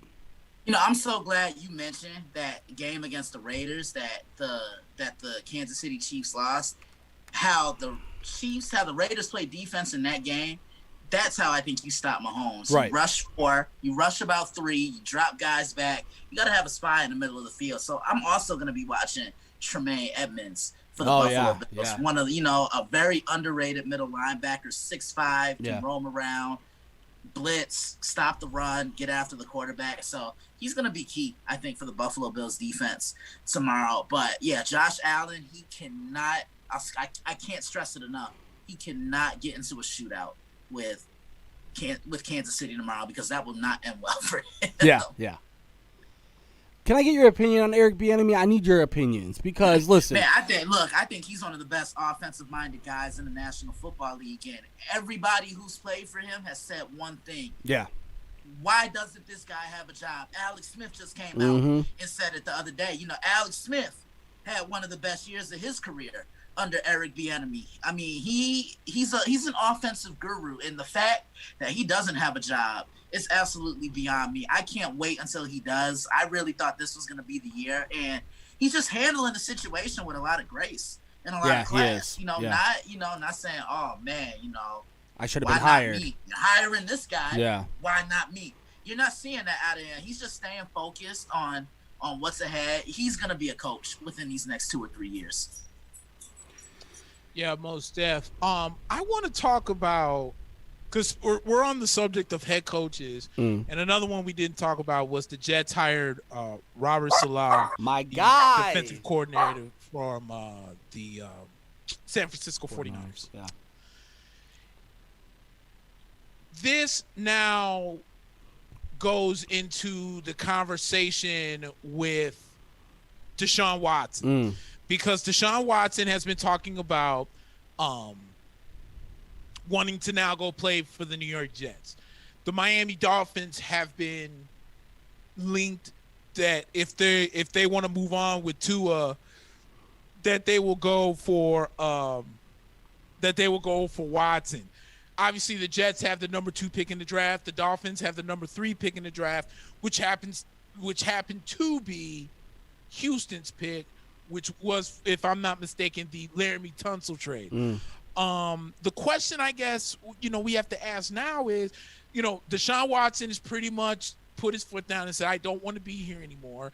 The Houston Texans are going to have to figure out, if I think, and here's the thing, because it's funny and it's easy to say, well, why would Deshaun Watson want to go play for the New York Jets? I think coaching has a lot to do with it. I really do. I think, and I'm not saying that Brian Flores isn't a really good head coach, but I wonder if Deshaun Watson's saying, look, maybe the Jets can take a step forward. Maybe I really want to play for Salah.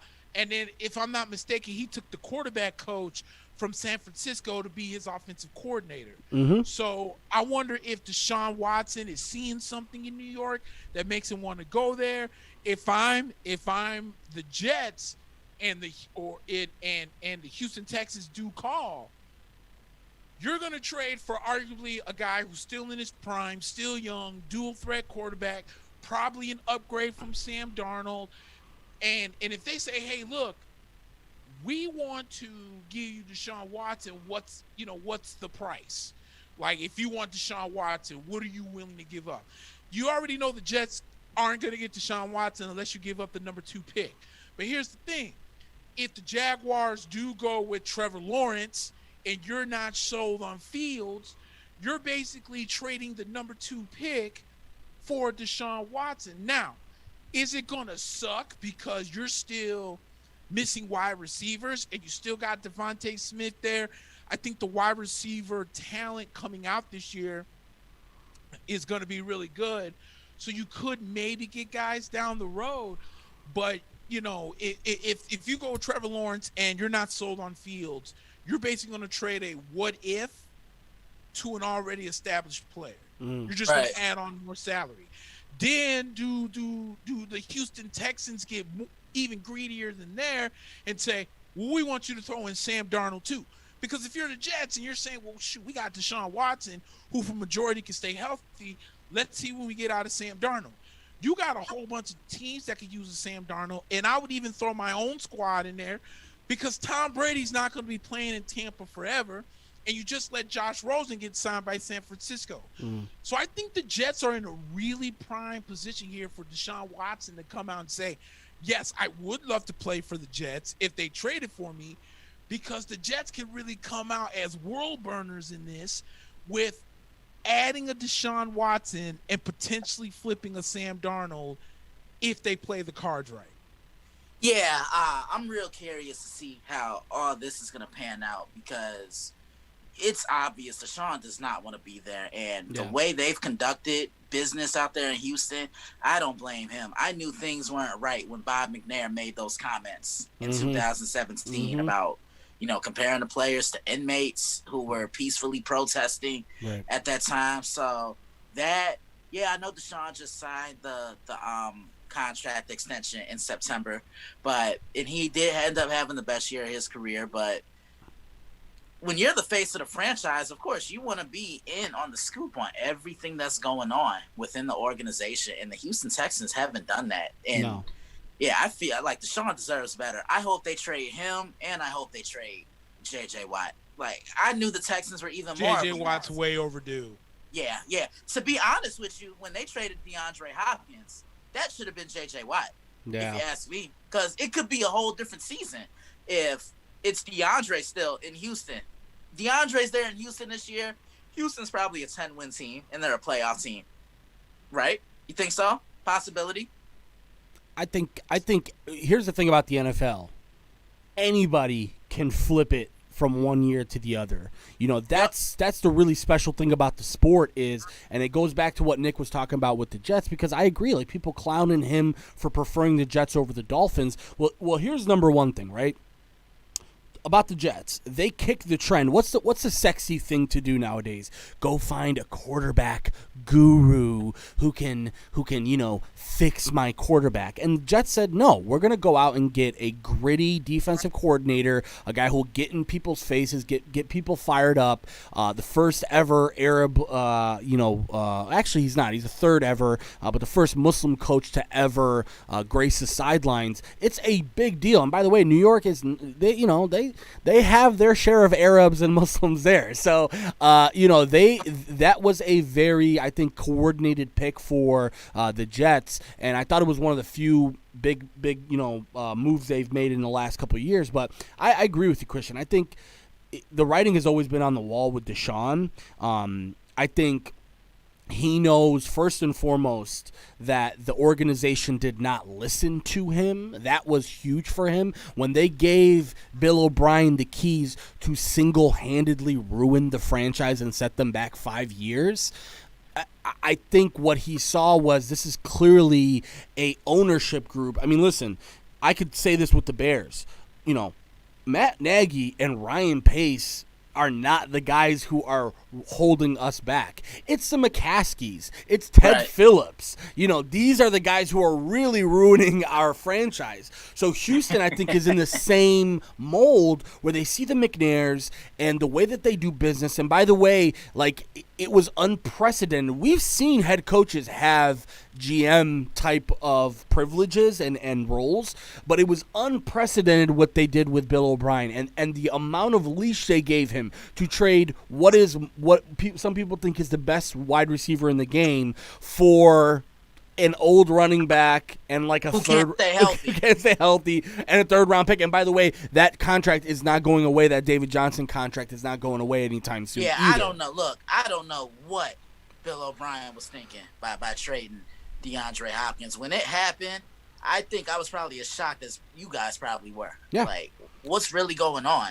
And to me that's what got him out of Houston. I'm like, you really asking to be fired? I felt he should have been fired the day after they blew that lead against Kansas City. 100%. That was the number one. But you also have to take into consideration, this is a guy who is notorious for thinking he's the smartest guy in the room, Bill O'Brien.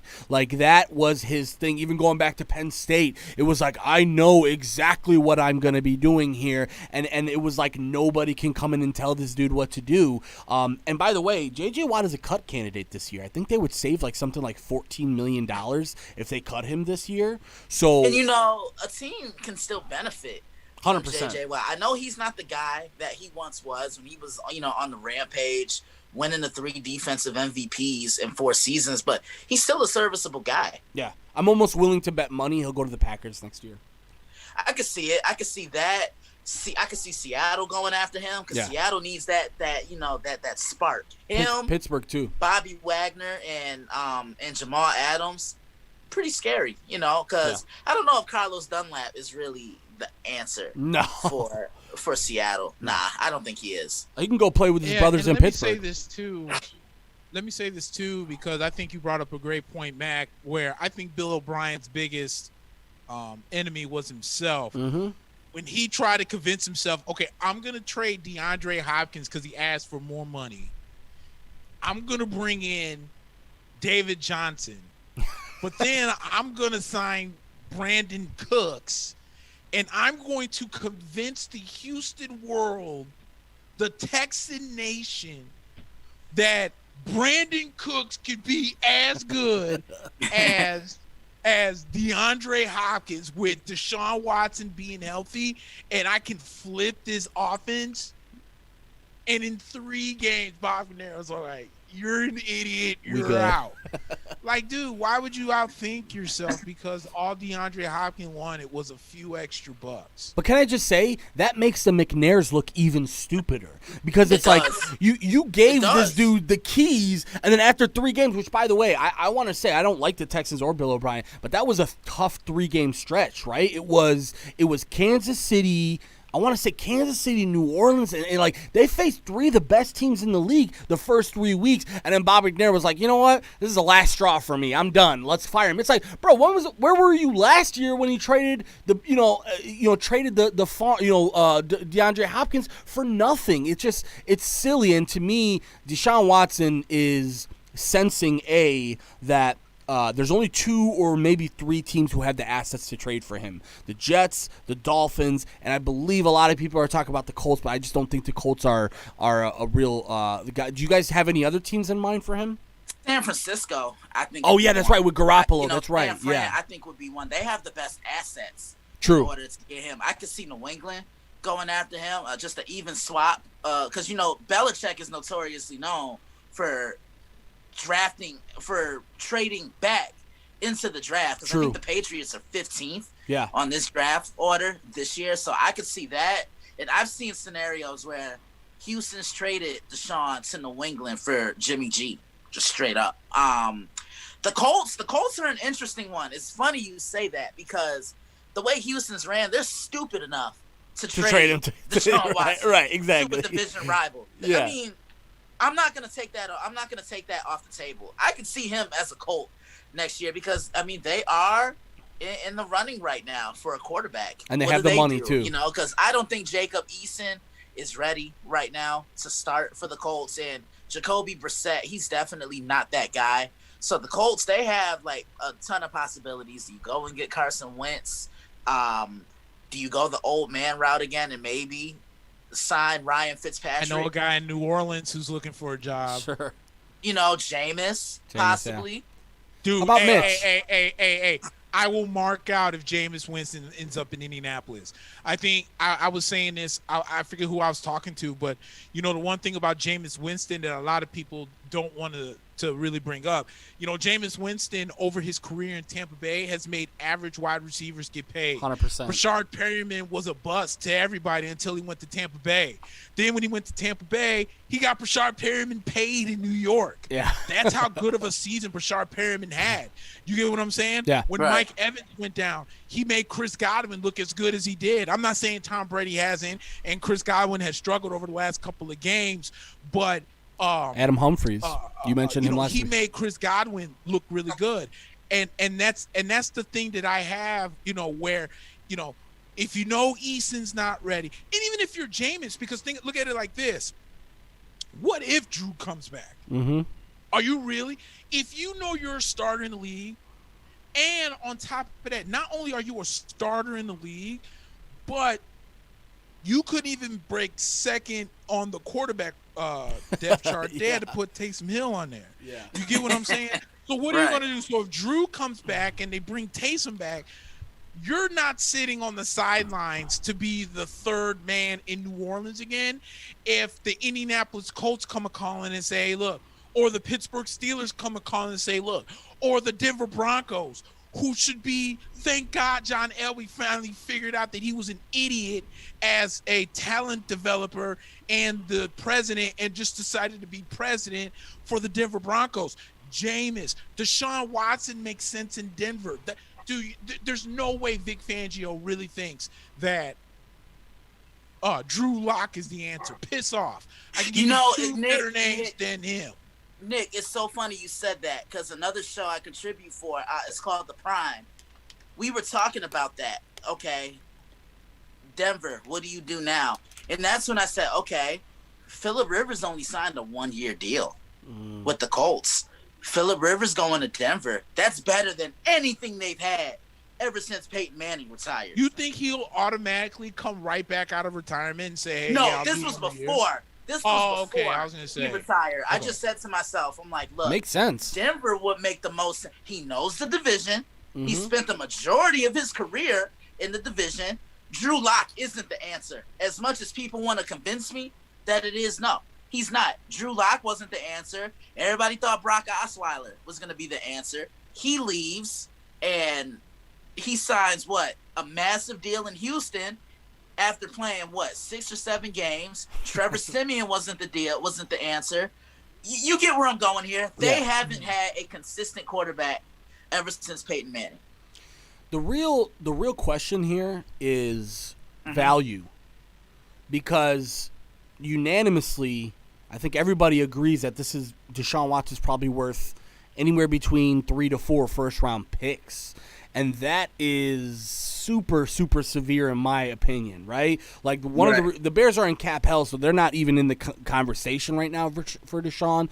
But even if they were, if you told a Bears fan, yeah, you'll get your quarterback, but we're going to remortgage your future again, because Bears fans know everything about trading first-round picks for next-level talent. You got Khalil Mack, and oh my God, the hype was real for a year or two, but then you started to realize, like, man, let me just say this. The teams that are remaining, are really good drafters and did a really good job of evaluating talent over the offseason. And like Tampa Bay is an example of that.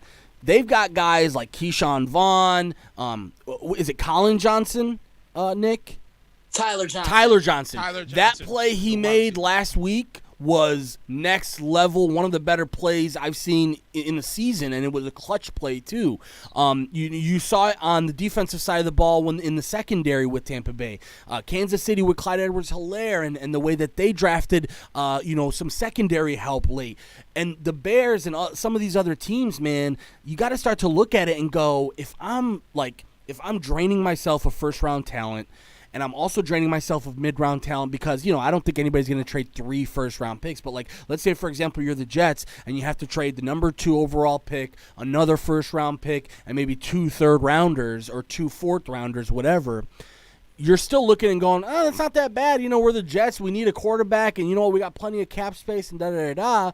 But, when you look at it in the grand scheme of things, that's a lot of value to give up, right? And it's going to be one of those things where you have to make it make work, right? Like if you're the Jets, you have lots of cap space, so that makes sense. But like Miami, for example, right?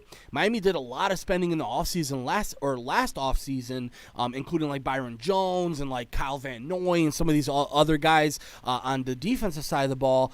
They are going to have space, but man, if you trade, let's say Tua and the first round picks and something else for Deshaun, now you've tightened your window. And you're saying, okay, well, we don't have much money to spend in free agency. We're more of a top-heavy team now. It just changes the way that you look at the offseason. And I'm starting to think more and more that, Deshaun's going to force his way onto the Jets and into New York, which I think he wants it. I think he wants a big stage. I think he's worried to go to Miami and get, a little bit sort of, I guess you could say, put in the back seat because Miami right now is not they're not buzzing like, let's say, New York is always going to be buzzing, right? Miami is just Miami, and New York is always going to be buzzing, and no matter who is in the driver's seat, if you're a part of the Jets, it's a big deal, and New York, let's be honest, right? They have the opportunity here to make the last 10 years go away like that. You just make the trade, and now the hope in the fan base with Robert Saleh and Deshaun Watson, and you've got some cap space, and you can figure some stuff out. It's going to be a big deal, and whoever gets Deshaun, I'm going to be assuming is getting a highly motivated guy who wants to prove a lot of people wrong. Absolutely, and I'm so happy that Robert Saleh got a job. Yeah. A lot of people, when he got hired that night, a lot of people said, who played for him on San Fran, from Richard Sherman, Fred Warner, Nick Bosa, all they said was the Jets are getting a great man. Yeah. Not just a great football coach, but they're getting a leader of men. And he's an energy guy. Yeah. There were times when I'm watching the 49ers and he's just as pumped up as his players. So that energy is going to transfer over to what they have in East Rutherford, because they haven't had that since Rex Ryan, but True. Rex Ryan was a clown at times. And remember, they have a guy on the sideline that's like his only job is to make sure Robert Saleh isn't on the field. Like if you watch 49ers games, he's constantly like on the field, and there's always coaches grabbing him and pulling him back. Like that's the type of energy you need, right? Definitely. Yeah, definitely. This offseason is going to be fun. Man, it's still conference title Sunday, so it's a good time for football. Like it's gonna be buzzing. Go ahead. I don't want to move on, but I really want to talk some NBA too, because we've got the Knicks and the Bulls, and then I also want to get in some UFC stuff too. So if you guys can think of anything, or obviously in the chat, let us know if we missed anything. But man, the Knicks are playing defense, boy. Man, hey, dude, whenever we hit shots, we're fine. Dude, that's what killed us yesterday. Dude, we went stone cold broke again in the third quarter, and we couldn't fix it. But dude, the Knicks are the statistically number one defensive team in the NBA. I wonder why. Exactly. I just have 2 words. Oh. Effect. You mean Batman? Yeah, I call Tibbs Batman. The way he talks is just like it's like Christian Bale and Batman. It's like he's trying to hide his voice. Right. And one thing about I was talking to Christian yesterday. I was like, the one thing the Knicks miss or need, in my opinion, is just that one go-to volume score. Right. R.J. Barrett isn't quite there yet. And the one thing that I've noticed that R.J. Barrett has been doing, because remember last week when we came onto the show, your Bulls had lost four in a row. The Knicks had lost 5 in a row. And I said the problem was the Knicks were trying to shoot way too many threes, and they weren't even coming close. They were obvious bricks. But when R.J. Barrett specifically was stopping to shoot the three and going to the hole, he started getting better quality shots. Then the mid-range game started working, and his three-point shooting is a lot less now. We won 4 games in a row going into last night, but even then he still shot for a better percentage. So I'm liking the fact that he doesn't always have to shoot the three. Like, no offense to RJ, I'm not saying he's LeBron James, but it's a lot of guys that can't guard you, bro. Just go straight to the hole. Yeah. Right. Take it to the rack. Right. Take it to the rack. So I think there's one thing that the Knicks miss is a volume scorer. And I'm just going around looking at teams that suck and trying to figure out, like, I'll bring you up a very good team that sucks. Look no further than the team he used to coach. Do you know that the Minnesota Timberwolves, since they fired Tom Thibodeau, is like 33-80? Oh, that's brutal. That's crazy. Exactly. Yeah. And you got a D'Angelo Russell, who I know some people think he's overrated, this and that, but I still think he's a young, high-volume scoring point guard, is averaging almost 22 points a game for a team that's 3-11 right now. Nick, you know who else? Nick, you know who else would be kind of nice for the Knicks now when I'm thinking about it? Victor Oladipo. I think he would be pretty solid. Victor Oladipo would make sense. The only thing that I'm scared with is he's on the last year of his contract. Yeah. So would he re-up to come to New York?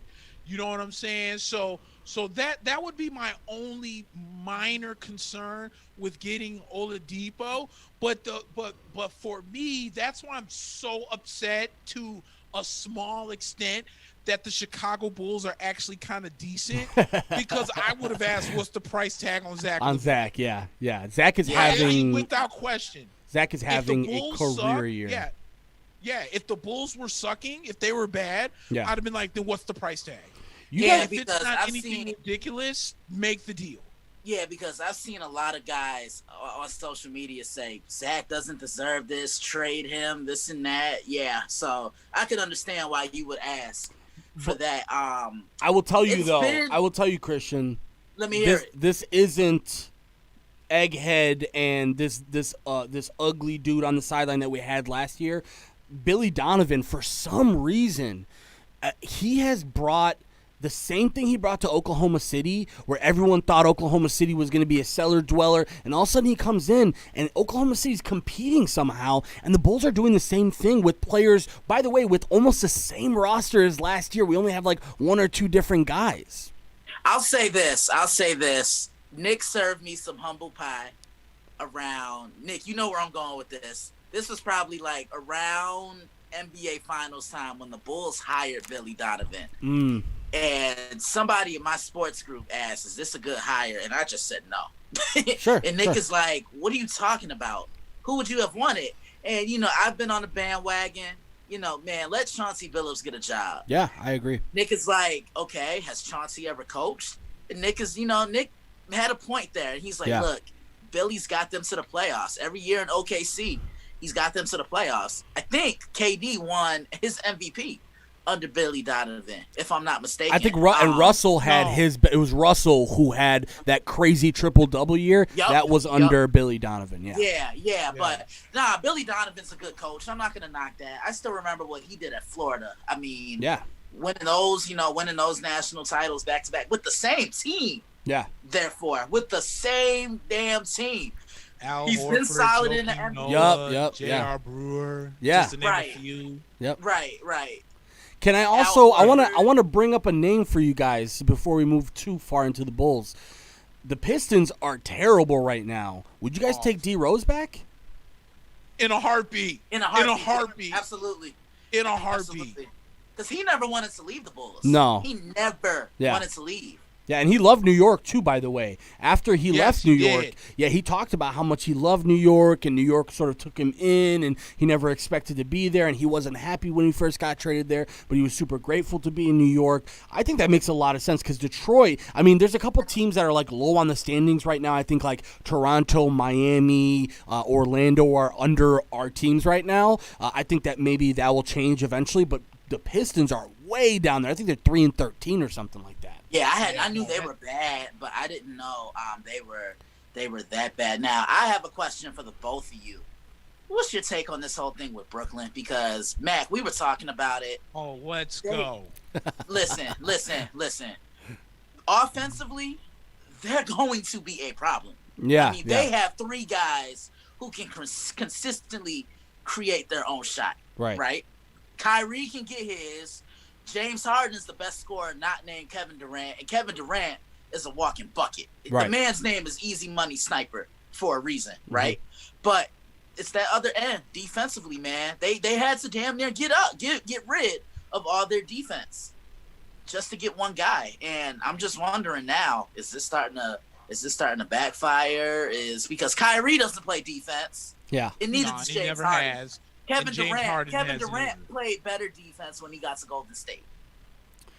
Well, here's the problem, and you saw it on in the game against Cleveland. Not this one, but the first one. Colin Sexton had his career year against Kyrie Irving. Yeah. And that was my biggest concern about Brooklyn. Everyone's like, first of all, people were like, Brooklyn's going to win the NBA championship series. They both come back before the season even started. And then I was like, you can kiss the fattest part of my ass with that nonsense, because I don't buy it. When they went out and sold basically James Harden, Brooklyn pulled a mellow New York. Yeah. Absolutely. They put their entire they already had what was going to be a good team. If you go back to when the Knicks traded for Carmelo, that team on paper may not have looked great, but for Mike D'Antoni, that was the team you wanted.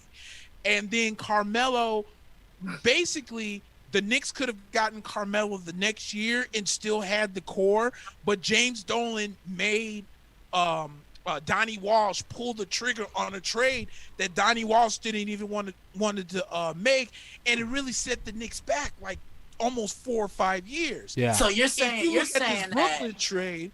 looking at this Brooklyn trade, it's the same thing, because you didn't need James Harden. If you could just keep KD healthy and you can keep what's his name? Kyrie healthy. You know, I know the unfortunate was going to come out about Karis LeVert, but you traded so much depth and the defense of your bench. The bench was total ass last night against the Cavaliers yet again. And that is the risk you run trying to make a big three. You know, when you look at Boston's big three, Ray Allen really didn't play defense, but he was a great sharpshooter. But Paul Pierce was good defensively. And what's his name was really good defensively? Kevin Garnett. You look at Miami's big three. Right. You look at Miami's big three. You have LeBron James is great defensively. Dwayne Wade's great defensively. Chris Bosh is okay. You still had Shane Battier, who was a lockdown guy. They had defense. There's no defense on here. I was telling our buddy Rob, you know who I'm talking about. He was like, well, the Nets are going to put up 140 every night. But they're going to give up 145 and you don't win games like that. Yeah. And it's so coincidental. It's so coincidental that you say that, because look at who Brooklyn's head coach is. Steve Nash. This is a modern day. Who's his assistant? Listen, Mike D'Antoni. They don't preach defense. These are the modern day Phoenix Suns. They're gonna score 140, but they're gonna give up 135. Yeah. There's only, what did I say last week, Nick? There's only one ball on the court. It's like you know, it's tough. It's really, really tough for me. By the way, they're gonna be a tremendous regular season team. I believe it. I think they're going to put up some performances where you go, oh my God, how is anybody going to ever beat them? But I just think that when it matters, it's going to be really tough for them. I mean, you know, just to name a few, Milwaukee, you know, when you're talking about having Giannis And then you're talking about the type of defensive guys they have with Drew Holiday and some of the, ability that they have on the bench. I think it's an easy 7-game series for Milwaukee if we're looking at the same Brooklyn team. Right. I mean, look at what Brooklyn did the other night. I think KD had 38, Kyrie had 37, and if I'm not mistaken, James Harden had about 23 and a triple-double. 24. He had a triple-double, if I'm not mistaken. Yeah, they're gonna score. They're going to get their offensive points, but they don't have rim protection. Yeah. DeAndre, I was just talking to my dad about this. They don't have rim protection. DeAndre Jordan is a shell of himself. Yeah. They really don't have another guy who can consistently create off the bench. Because look at it. Before James Harden, this Brooklyn team looks scary. Call it for what it is, Nick and Matt. They look scary. Yeah. Against Golden State and against Boston, they look scary. They did. Now, I had a feeling that if they were going to get James Harden, they were going to have to give up Karis LeVert, unfortunately. That's just that's just the way the business is. Yeah. The one that killed him, though, is Jared Allen. That's the one that really, really killed them. He's their best rim protector. Exactly. One of the best rim protectors, and like he complimented DeAndre Jordan really well. But, I think there's going to be times where you look at them and you go, oh, my God, they scored 140 and they looked amazing. But then again, once, I'm sorry, but once April and June roll around, and that's when it normally is. I don't know when it's going to be this year, but once playoffs roll around, you could throw all that shit out the window, man. It's a 7-game series, and whoever plays well in those 7 games, and I'm telling you, it's defense too, man. Like you can't overlook the fact that basically you've got Joe Harris, who's a shooter, is absolutely no defense. DeAndre Jordan's basically just there to get a lob every 3 or 4 plays. And rebound. Yeah, he can rebound, but also here's the thing. I would value a rim protector over a rebounder because it's like I've got a 7-foot point guard in Kevin Durant. I've got a guy in James Harden who can crash the boards. I got Kyrie who when he wants to. That's the thing. I know we said that Kyrie maybe isn't the best defender. I want to rephrase that. When he wants to defend, he can defend. He's one of the better perimeter defenders in the league when he wants to be. But I think the problem is that when you play a guy like Kyrie, he is so involved on the offensive side of the ball that he's taking possessions off because he's like, dude, I just ran circles around their whole team for 20 seconds, and now I got to come back and play defense. So I just don't think it's going to work. I think one of those things is that people are saying, does that put them above LA? Does that put them above some of these other contenders? And I'm not exactly sure it does, man. Nah, it doesn't. It doesn't. It really doesn't. You know what I wanted to bring up is I wanted to bring up the Utah Jazz. I'm not sure if you guys watched Inside the NBA on Thursday. Donovan Mitchell, yeah. But I don't understand. Okay, so maybe I kind of understand Shaq, but at what point do you let it go? Shaq has been on this soapbox about Rudy Gobert getting that max contract with the Utah Jazz. Yeah. He's been, how long ago has Rudy Gobert gotten it now? Like maybe a month, if not 2 months, and he's still talking about it. Like he's so blown that the Jazz would give a guy who averaged 11 points a game a $200 million contract. But the problem that I have with Shaq is you're only focusing on the points per game. Right. Let's not forget that Rudy Gobert is a 2-time Defensive Player of the Year. The man's nickname. Also look at the fact that Rudy Gobert does more than just score points. And he's so infatuated with the Utah Jazz that he turned around and told Donovan Mitchell a conversation that they had on the show where he said that Donovan Mitchell is one of the better players in the game, but he still doesn't think he's that great. And Donovan Mitchell just said, okay. Like, he wasn't going to get into it with Shaq. He wasn't going to argue with Shaq about it. But I think Shaq, I don't know why he's so sour grapes about this. Like, you can't compare yourself to, like, Rudy Gobert. You know what I'm saying? That's like Rudy Gobert is easily 75 to 100 pounds lighter than you. You guys might be the same size, but you guys don't have same games. Yeah, different games. But knowing if you took Rudy Gobert away from the Utah Jazz, first of all, they're not on a 7-game winning streak. Second off, they're not the third best record in the West. And this team defensively sucks balls. Yeah, definitely. I mean, Nick, I think you hit it right on the head right there. Shaq is just focusing on one aspect of his game. The man's nickname is the Stifle Tower for a reason. Okay? Right. You know, I mean, great nickname, by the way. One of the best. He's a great defender. You know, he's the anchor of their line of defense. You know, like what Kevin Garnett was to those Celtics that year when they won it all. Right. All those years when he was in Boston, and, you know, like what Gary Payton was to those Sonics teams. He was the anchor of their defense as well. That's what Rudy Gobert is to the Utah Jazz. Yeah, I don't know what it is with Shaq. You know, I have a great amount of respect for Shaquille O'Neal, but I don't know what's going on. Like, where me either, because him and Charles were getting into it, because they always get into it though. But this one got kind of heated only because of the whole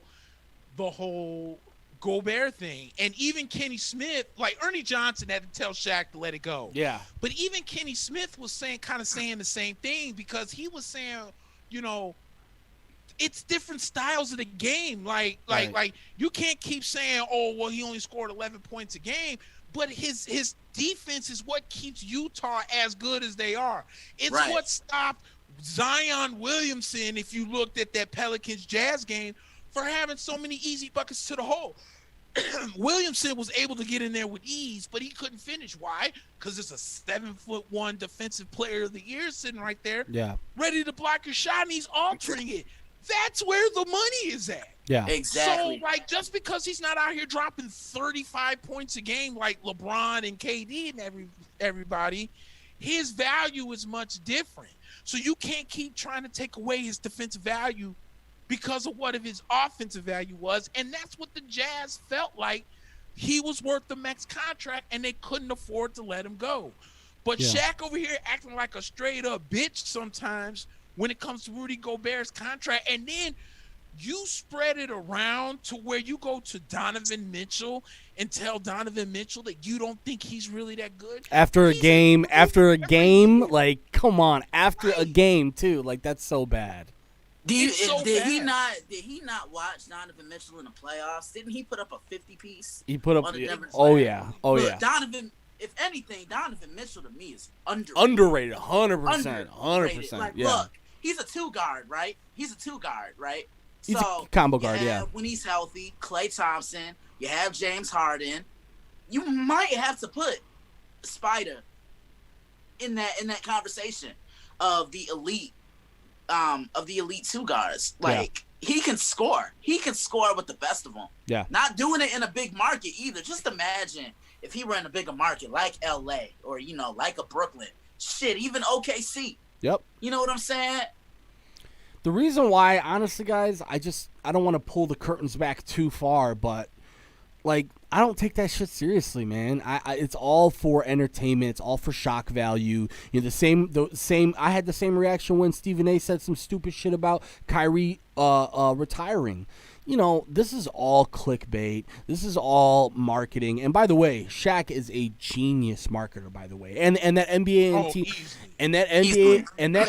TNT is very good at that too. Like, they catch sound bites every other week and are on national broadcast because Charles said this, and Charles was running to the thing, and he fell, and oh my God, it's so funny. So at the end of the day, I chalk that up to entertainment because Shaq, the thing that took it to the next level for me, which I didn't respect, was including it in the interview. I think that was really just another way to kind of like again get some more clicks and more clickbaity type of stuff.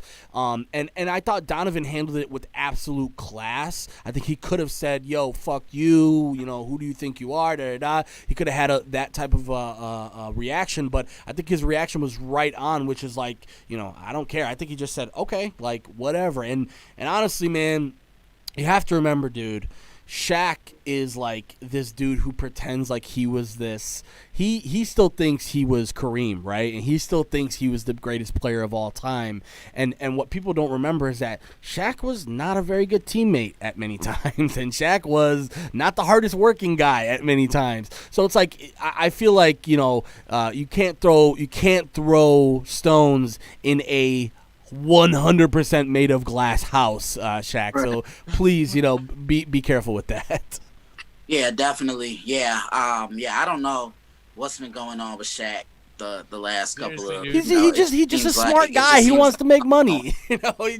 He wants to stay irrelevant, and I don't blame him. Again, that's the world we live in now, where news and media is less about information and less about opinion and more about how can we get on the front page of Yahoo today, or how can we keep our our ratings up, or how can we get more eyes on us next week. And I think Shaq and Charles Barkley do a tremendous job of that. I think Ernie Johnson usually does a better job of reining them in, and I don't think he did a great job of reining them in during that day, because again, that's unacceptable, dude. The guy just got done winning a game, a huge game for him and his team, had a tremendous game, and like I said that you were good, but I didn't think you were great. It's like, what is he supposed to say to that? I don't know what he's supposed to say. That's what he did. That's exactly what he did. I want to talk a little bit about the Bulls too. What's that? I said I want to talk a little bit about the Bulls too, because yeah, go ahead. The thing about the Bulls right now, we're doing it similar to the way that the Knicks are doing it, but it's in the paint, right? It's all in the paint. It's all going to the hoop. The big thing is that we aren't playing defense. We're not playing defense right now, and that's really tough. I wouldn't even say we're not playing defense. I think the problem is we're maybe really undermanned on defense. We don't necessarily have the team that we want to have defensively. But man, I gotta give credit to Conor, who was a new GM who came over from Denver. I'm gonna say it every week, Nick, until somebody slaps me across the face. It's amazing to see what a difference a real GM and a real coach makes. Right. It's crazy. You had Jim Boylan with the exact same team, and going against the Charlotte Hornets, the Bulls were yesterday, and it was an easy win, because it should be an easy win, because Charlotte's not very good and we're better than Charlotte. But last year, you're thinking, how are we going to lose this game this time? And the difference of having a real team where Karnisovas went out and brought Garrett Temple. He went out and he wasn't a part of the Thaddeus Young stuff, but there was a lot of talk of maybe moving on from Thaddeus Young. He stayed with Thaddeus Young, and then again, it was the same roster. Last year, Denzel Valentine did not even play under Jim Boylan. This year, there's some times where he's the second best player on the court. So you're looking at these things and going, holy shit, it was under our nose the whole time, and because we had Egghead as a coach, and because we had Garpax who were so far up the Reinsdorf asses that they had a job for the last 15 years, that we sort of assumed that this is just the standard, and in reality, man, oh man, we've got a pretty darn good team on our hands.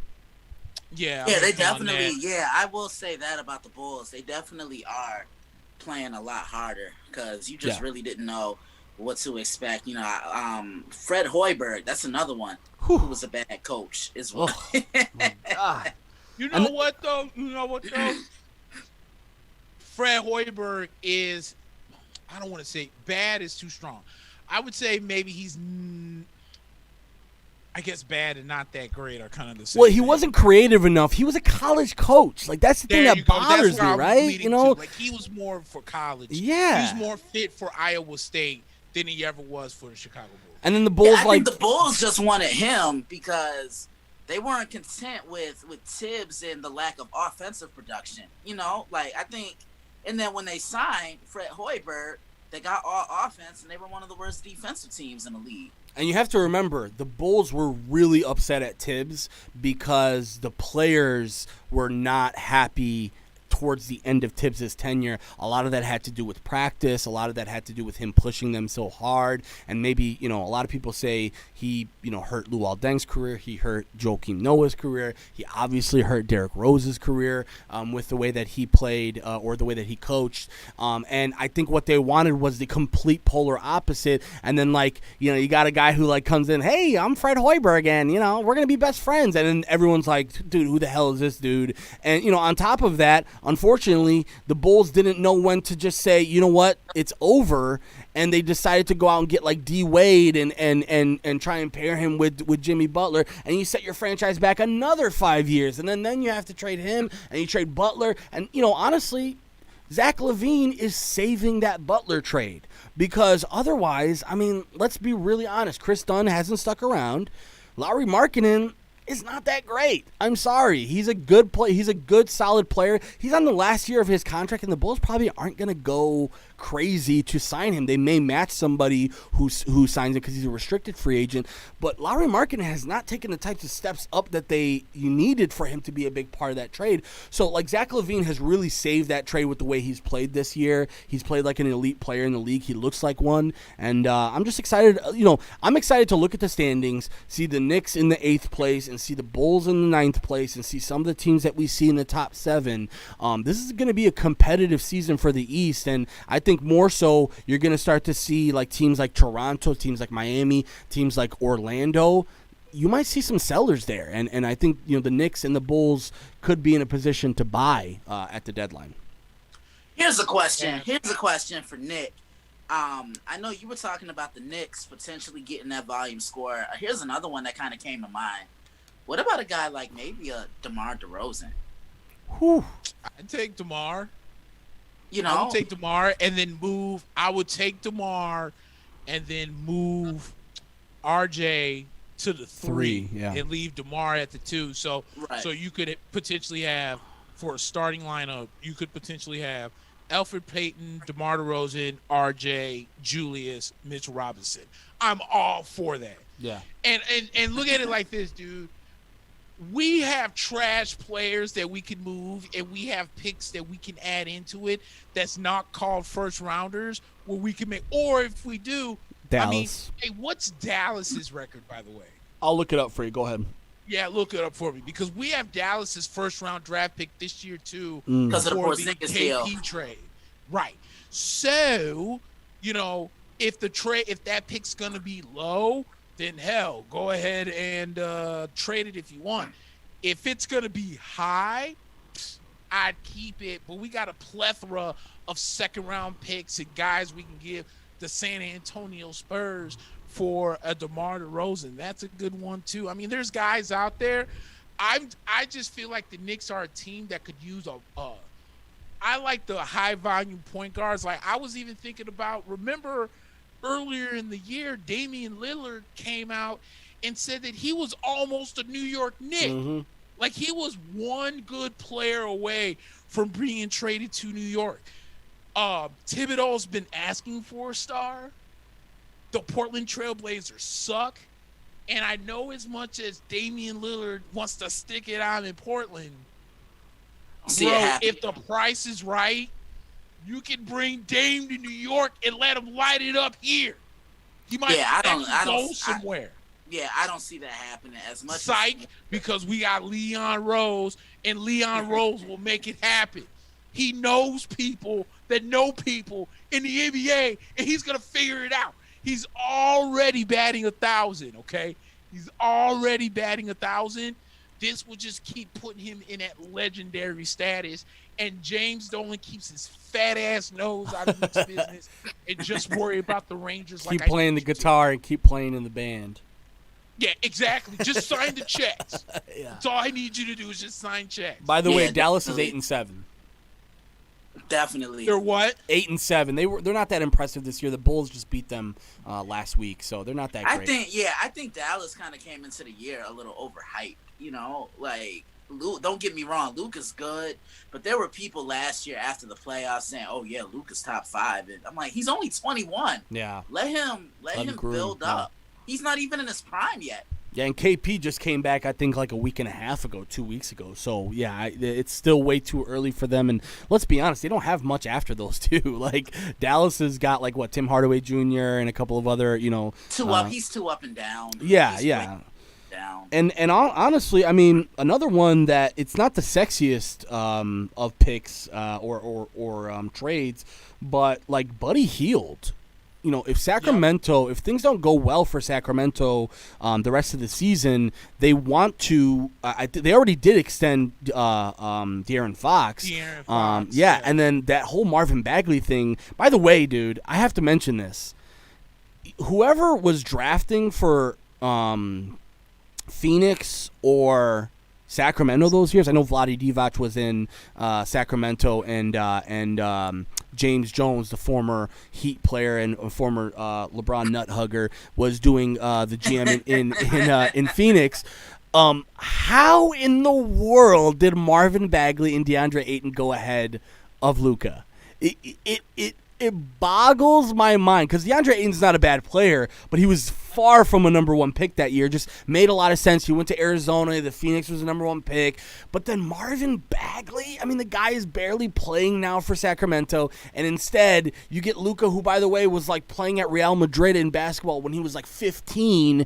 And somehow they fall. And let's remember, actually, Dallas went up to get him, right? They traded with Atlanta.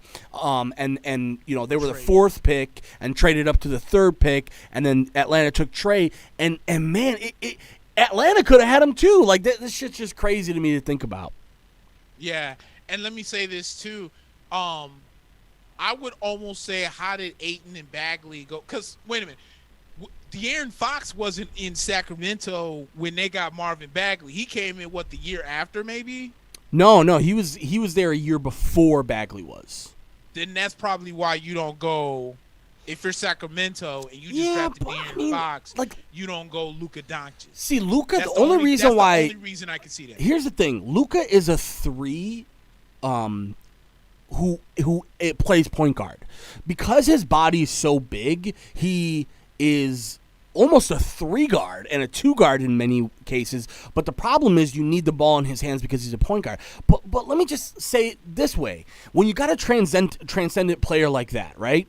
And you know that this player, because everyone knew that Luka was going to be really good that year.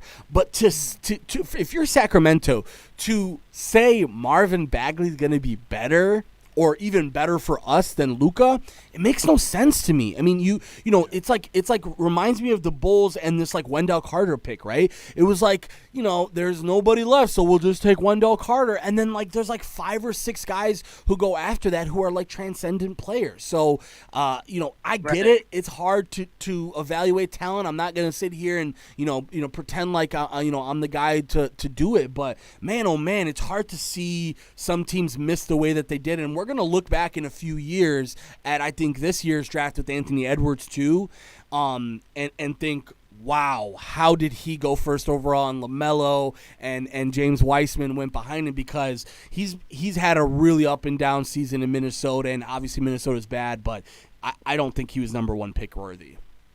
Yeah, and you brought up Marvin Bagley. Duke players never really prosper like that 100%. in the NBA. Fact. I mean, unless you're like your Grant Duke Hill. big men. Yep. Unless you're like your Grant Hill or your Kyrie Irving, those might be the only two. I hope Zion can pan out, like I really do. And as much as I hate the Duke Blue Devils, like I think he can pan out if he can stay healthy. But yeah, Marvin Bagley.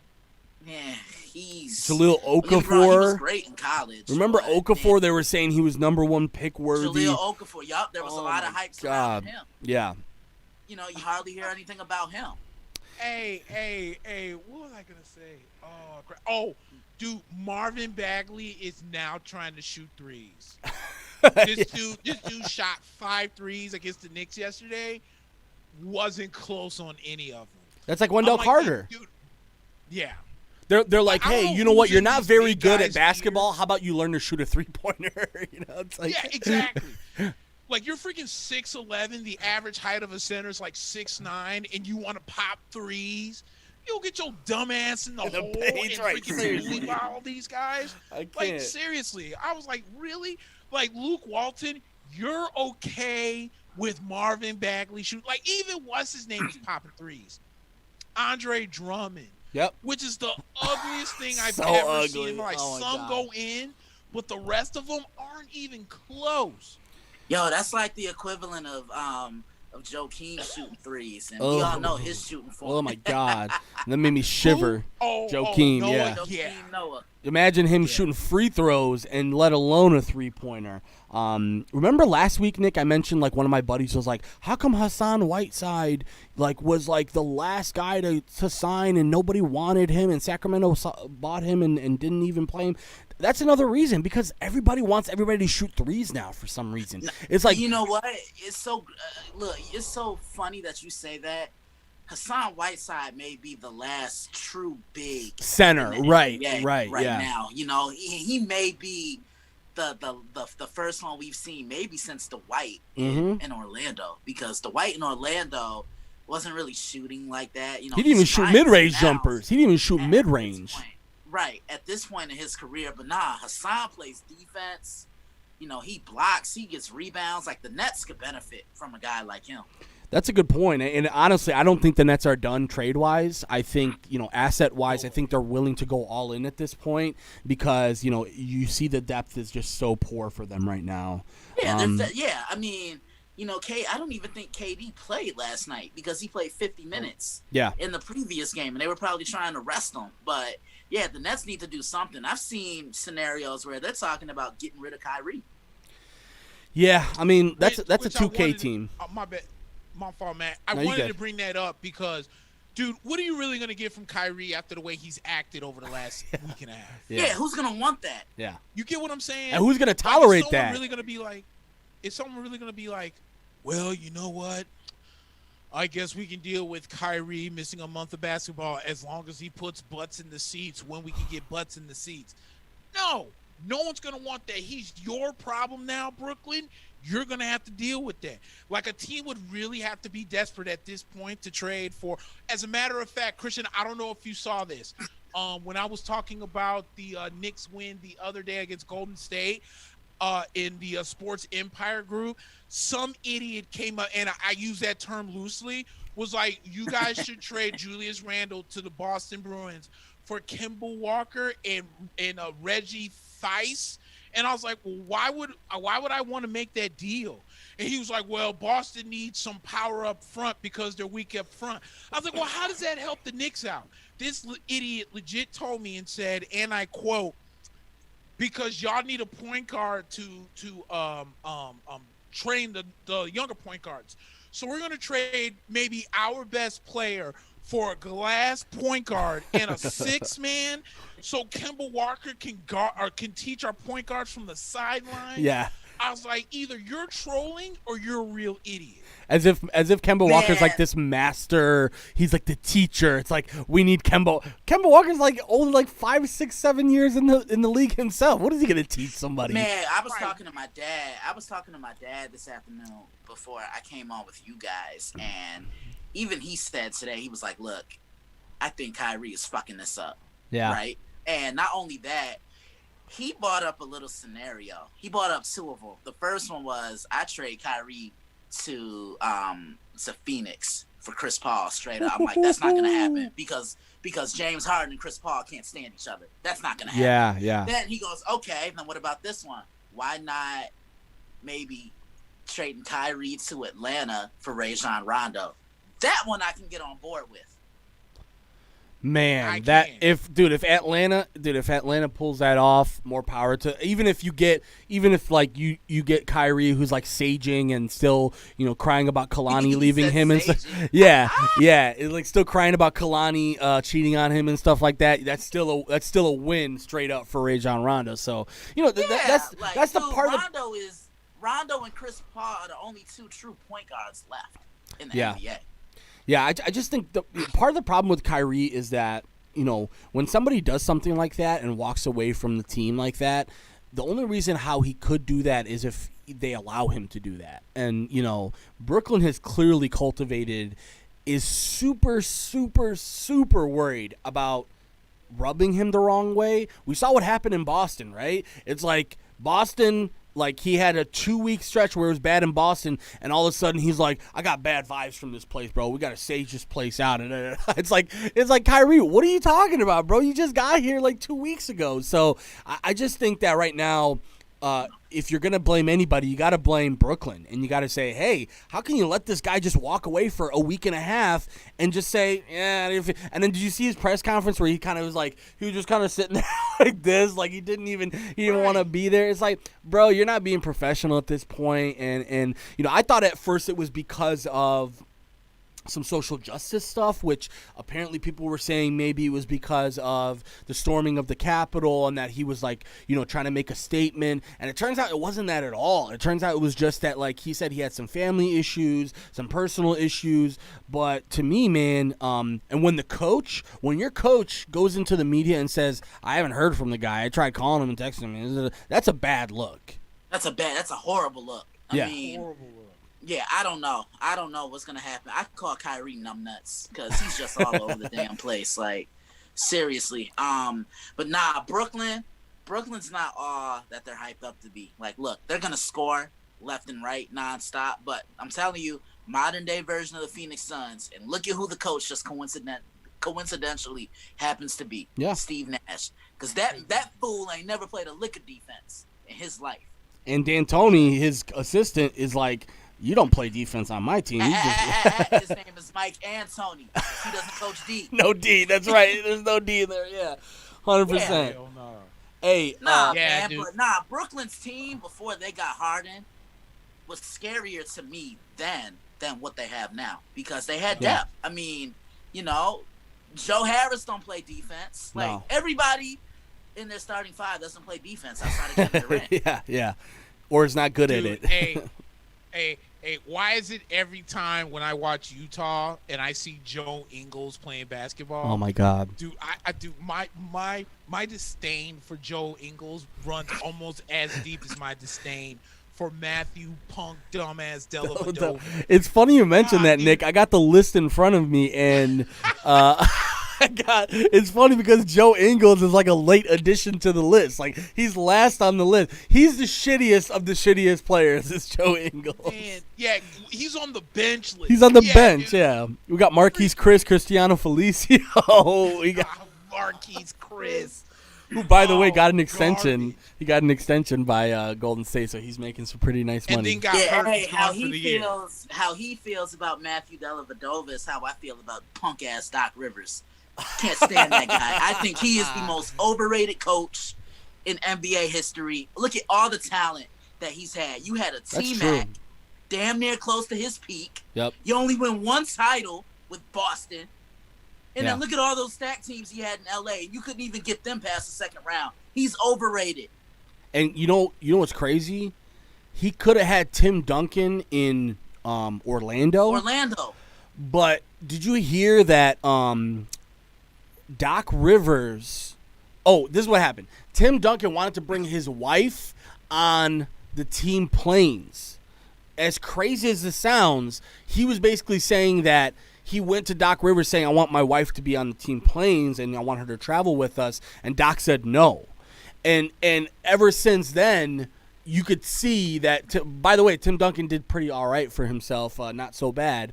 He's a Hall of Famer. Yeah, not bad. I guess all those rings too. But you're right. Like, Doc, with what he had with the Clippers, if like basketball fans like us look back at some of the rosters that he's worked with when it comes to DeAndre Jordan in his prime, Blake Griffin in his prime, Chris Paul in his prime, Jamal Crawford was balling when he was there. They had shooters up the wazoo, and couldn't do anything with it in the playoffs. Yeah, I mean, think about it. He's blown a 3-1 lead in the playoffs 3 times. Wow. He had a 3-1 lead with Orlando. He had 2 of them with the Clippers. Yeah. That's unbelievable. Like, dude, there's no excuse that those Clippers teams with all those guys you just listed, Matt, should have not made the Western Conference Finals. I really think their best shot at making a Western Conference Finals was probably the year when Golden State won their first one. Yep. Yeah, that's a good point. Their window closed after that. Yeah. And then they waited too late to sell the players too. Like they waited like 3 years too late on selling Chris Paul, 2 years too late selling on Blake Griffin. And I guess it hasn't been too bad for them, but I don't think anybody right now is looking at the Clippers and going, "Oh my God, they're a title contender," right? It's just like after what they did last year, it's hard to look. I don't know, dude. They got the same record as the Lakers, so no. But I'm just saying, like the Lakers, right? They have that feel to them where you're like, "Oh my God, like Anthony Davis and LeBron, it's going to be tough." Like, yeah, the Clippers are there, but I just feel like, is anybody really scared to face the Clippers in the playoffs? I know I'm not. I'm just saying, like the way that quote unquote playoff P, and Kawhi. Oh, I always laugh at playoff P. I mean, and to me, if you're asking me, like Tyronn Lue, and is Tyronn Lue gonna out-strategize the best coaches in the league? No. Is Kawhi is Kawhi and Paul George going to be able to outscore everybody in the league? Probably not, right? So it's just like, yeah, they're doing pretty well this season, but also you have to remember this is a regular season team that did pretty well in the regular season the last couple of years. Yeah, like I don't trust the Clippers. Like I really don't. This goes back to maybe that year I was just talking about when they were up 3-1 on Houston. Yeah. You have one chance. You just have to win one game. And you can't even get that job done. That's rough, dude. The year when they played Utah in the playoffs. Utah outplayed them in 7 games. And just last year when they played the Nuggets, like, yo, you're up 3-1. There's no excuse. No.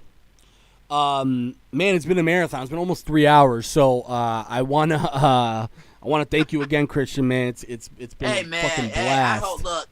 Hopefully you guys have me back on. This was fun. I can guarantee you we'll be having you back on soon. Absolutely. This was awesome. But I do want to. I don't want to wrap up too quick because I want to talk to you both. I know I asked you about it before the show about your interest in the UFC and stuff like that. So, but I do want to mention to Nick that obviously tonight is UFC 257. And it is. Yeah. So the big Conor McGregor fight, Dustin Poirier fighting Conor McGregor. The undercard's pretty good too. You got also Dan Hooker and Michael Chandler. Michael Chandler having his first fight in the UFC since leaving Bellator. And then there's a couple of pretty good female fights. Marina Rodriguez and Amanda Ribas. That's going to be a good one. And then you've got, like I said, some undercard ones with that's going to be going to Khalil Roundtree and Marcin Prachnio. That's going to be a really good one. Nick Lenz fighting on. What are you thinking about the Conor fight, Nick? Hey, let me ask you a question. Yes, sir. When is the last time you saw a UFC women's fight and you were just like, it wasn't that great?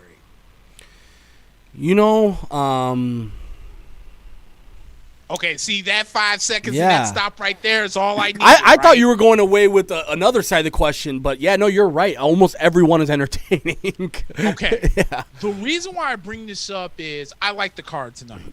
And I'm always interested in, first of all, I got this thing about strong women, whether it be mentally or physically, that for some reason kind of like turns me on a little bit. I'm not gonna sit here and lie. Yeah. So watching, badass girls going to octagon and beat the piss out of one another, it's something crazy. Hell yeah. The reason why I bring this up is because I was on Facebook looking at the UFC promote tonight's fight.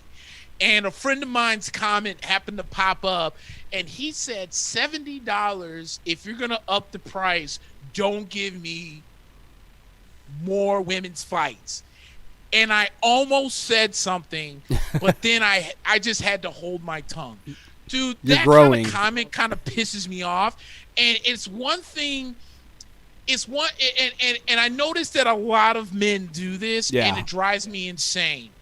Like when people diss the WNBA, I think it's an utter joke. Me too. Because I think a lot of those girls in the WNBA. Okay, when I was in high school at Bolingbrook High School, the women's team was much better than the men's team, and women's basketball was actually a little bit more entertaining than the men's basketball because you You got men that know they can't dunk, that try to dunk, and then you got guys in the NBA that shouldn't even have a contract. Matthew Dellavedova, Joe Ingles, Cristiano Felicio, Marquise Chris. I can keep going. Patty Mills. Dude, how Patty Mills still has a job in San Antonio is beyond me. He is nothing more than a three-point shooter. Popovich loves him. He can't do anything else. He can't lay the ball up. He can't guard his own shadow. He can't make anybody better. He is just a guy on the court who gets 2 inches of space and hits threes. Yeah. That's all Patty Mills is. I have yet to watch a UFC women's fight, and I was like, damn, this is boring. Yet to. Yeah. Yet you get these masculine-ass men that come out, I can't watch any more of this women's fighting because it's so boring. No, it's actually more entertaining than some of these men fights that we've been watching. Yeah. So piss off. The next time you hear a women's fight getting booed, then you can come talk to me. Because what was the one fight between Joanna and Zhang Wei Li and Joanna Jędrzejczyk? Yeah. Amazing. One of the best. Honestly, most UFC people agree that that's probably the greatest fight of all time. Oh, most definitely, bro. Yeah. Because you would have thought Joanna would have went out because what's her name was just lighting her up. And remember Joanna's face? Remember Joanna's hematoma? Oh my gosh, she never quit. Yeah. Yeah, you know, there's such blatant sexism in all of that. It's funny because, you know, you see, listen, the UFC comment section is a breeding ground for the FBI watch list, okay? So don't read too much into that, but I agree with you. I think it's silly. I think, like, on top of that, women's fighters, dude, they are, first of all, no joke. You don't ever see any women's fight. Like, remember that fight with Derek Lewis and Ngannou, or some of these other fights where you're like, they basically just stood in front of each other for 3 rounds. They didn't do anything, you know? Right. You will never see a female fight that looks like that. You will never see a female fight where they're just dancing around each other for 3 rounds just trying to collect a paycheck. And you can't say the same about the men. So it's silly. And another one is this Amanda Ribas chick. She is going to be, I'm telling you, I've already followed her on Instagram, and, you know, I'm putting this out in the universe. She's single. I'm single. You know, maybe we can work something out. But shoot your shot, shoot my shot, right? Here on the national stage. No, but I'm just saying that there's so many people who don't know this girl just simply because she's a girl, and that's silly. She's one of the greatest, you know, one of the best fighters in the UFC right now. So I'm glad you mentioned that. That's completely silly. Yeah, because Jessica Ai, if I'm not mistaken, is on that card as well. Joanne Calderwood and Jessica Ai. I'm just saying, it's some badass female fights on there, and I shouldn't be shocked, but for some reason, every time one of my friends say something stupid, my gullible dumbass be like, oh, I can't believe I'm 2021. I'm going to start changing that crap. As soon as I start seeing it, I'm done, dude. Yeah. Like, you know, we can't keep trying to preach equality and unity 1 minute, and then the next minute you're saying you don't want to pay $70 to watch some amazing. I bet you if the UFC think about it, the WWE put, as a matter of fact, I'll even do you one better. I watched NXT and NXT UK over the last 4 days or something, and the women's matches made me go, ooh, damn, that was cold. A lot better than the men's matches did. Yeah. So, and I feel the same way about the UFC. Like, if you watch guys like, you know, guys, my bad. Oh, ladies like Shevchenko, Amanda Nunes, Holly Holm, Ronda Rousey for a little bit. I mean, the list goes on. Chris Cyborg for the longest. I'm like, these Zhang Wei Li, dude. That Zhang Wei Li. All right, and very rarely do these fights go to decision. Somebody's getting put out somehow, and like you said, it's been almost more entertaining than some of the men's matches. 100%. So, Yeah, no, dude, I'm done with the sexism. When I see stuff like that, I just think, I get it. Your wife left you. Your mom, your mom wasn't nice to you when you were growing up. Your aunt touched you when you were a kid. I'm so sorry that happened. That's all I can think of, because that's just like trauma. That's like somebody who's mad at somebody else and is like, I'm gonna take this out on the UFC women's fighters. That's basically what it is. Yeah. I want to talk a little bit more about Conor, because, man, I don't know who is doing the PR for Conor right now, but whoever's doing the PR for Conor right now deserves a raise, because you've never seen a guy who's punched an old man in a bar, cheated on his wife. You've never seen a worse guy made to look like an absolute saint, and just every single segment on ESPN is sucking him off about how, it's been so long and he's so mature now, and oh my God, he's got his kid with him and his wife loves him, and oh my God, he cut his hair. Like, there was some dude who was like, Conor McGregor shaving his head is symbolic of his change, and he's no longer. I'm like, what the hell is going on here? Who is doing PR? Because they are making this guy look like he is, a saint, a changed man, and in reality, all of this is just a big ploy to try and get back at Khabib. It really is, because he came out and said that he thought Khabib was scared of him. That's why he didn't want to come back. Yeah. And now Conor's talking about he wants to fight at least 7 times in the next That's what he said. That's what he said last year too. He said, I want to fight 6 times this year. Bro, you fought twice, and one of those was against a half there Cowboy Cerrone. Exactly. Right. And you're right, dude. Stephen A. specifically just slobs over Conor as if he was like Jesus walking on earth. Relax, bro. He, like you said, he beat Cowboy Cerrone, who should have retired 3 fights ago. Oh my God, that was embarrassing. And the way that remember how we knocked him out with the shoulder strikes? I mean, that was absolutely embarrassing. And by the way, Dustin Poirier, he's been a class act with Dustin Poirier, and okay, good for you, but that's what you're supposed. I don't give credit to people for taking showers. That's what you're supposed to do, my man. You got to go and you got to rub under the armpits every once in a while. I'm not gonna go, oh my God, good job, you rubbed under the armpits. No, because and by the way, Dana White. I mean, the thirst is real with Dana White, because. Remember last week when I kept saying, Nick, the UFC has some announcement, and we don't know what it is, but they kept putting out press releases on ESPN, on their website, that they have an announcement, and then the announcement was like, yeah, we talked to Khabib, and maybe he might come back. That's your announcement? Your announcement is that you talked to him and now he's considering it? And then there's some behind-the-scene footage that came out of Dana, leaning in to talk to... Because Dana, on looking for a fight, went to Abu Dhabi and went to Dagestan, where Khabib is from, and he actually has a new fight league there. So Dana took looking for a fight over there, but it was clearly just an excuse for him to get in front of Khabib and try and talk to him about coming back. And they caught a scene of him leaning in and going, hey, by the way, just want to let you know that the pay-per-view numbers on this fight between Dustin and Conor are double what yours and Conor were. So just imagine what another you and Conor is. And Khabib just looks at him like, bro, I'm not thinking about that right now. I don't give a fuck. And everybody was roasting Dana White because it was one of those guys who was talking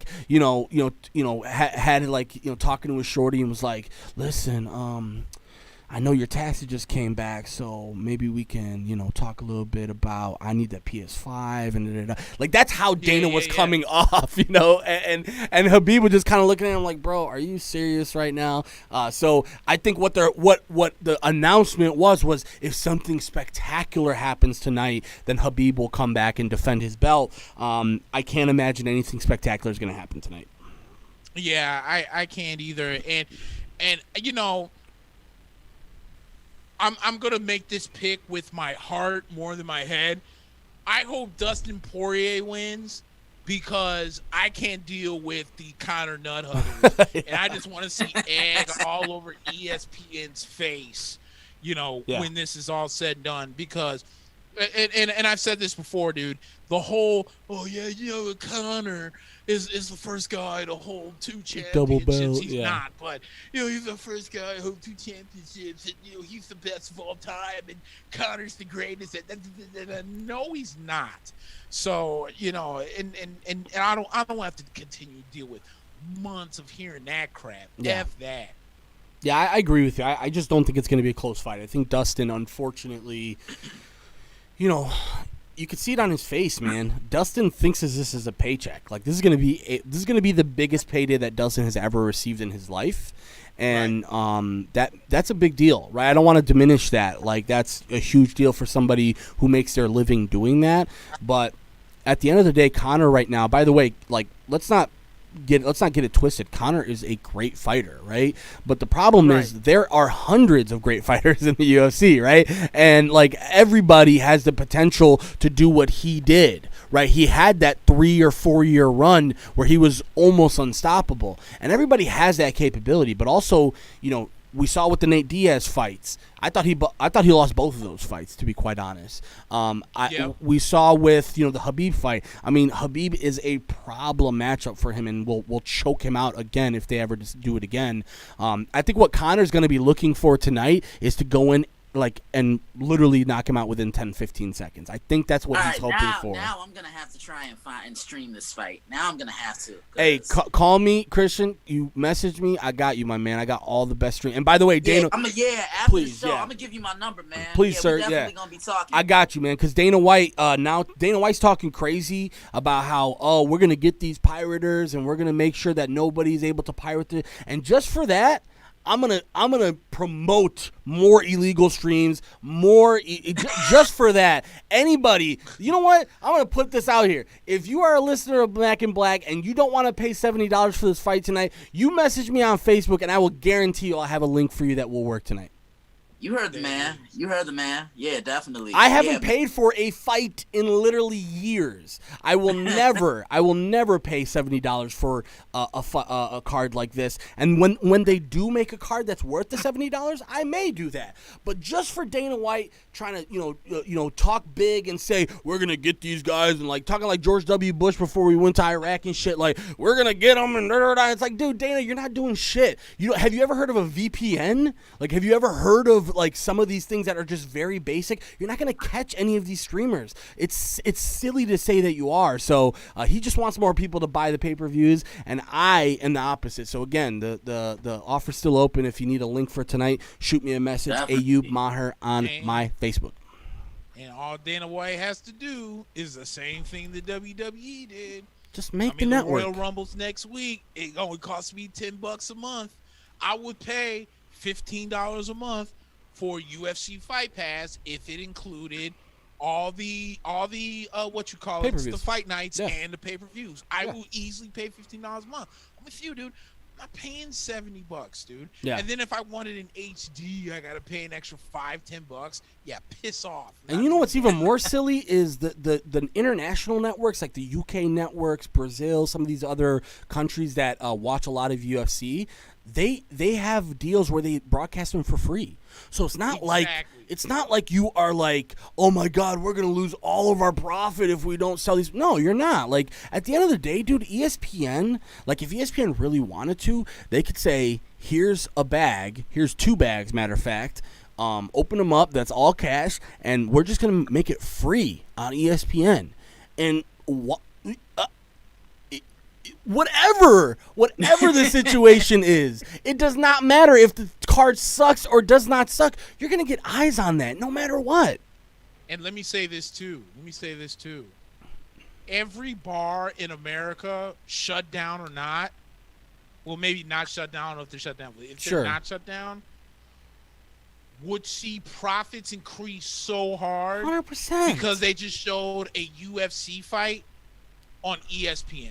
And so Dana White gets his money, the sports bars get their money, ESPN is gonna now generate more revenue, advertising, all the views and the bit rates, and all 3 of us went to the Illinois Center for Broadcasting, and we know how important those views are when it comes to the money. Hell yeah. Everybody wins. Yeah. Everybody wins if ESPN was Absolutely. like, "Hey, yo, Dana, check this out." Yeah, that Here's that's a grand idea. And if it does end up happening, I'll be pissed off for the both of you because that's an idea they stole from y'all. It wouldn't be the first time somebody stole a good idea from our show, so it's all right. But on top of this, we gonna save this. So if it does, hey, yo, patent pending. right? Y'all didn't just figure this out. Somebody, I know y'all got spies. Somebody was watching.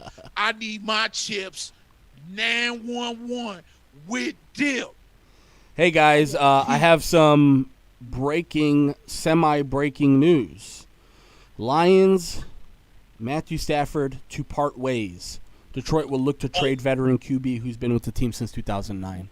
Wow. Hey, Chicago.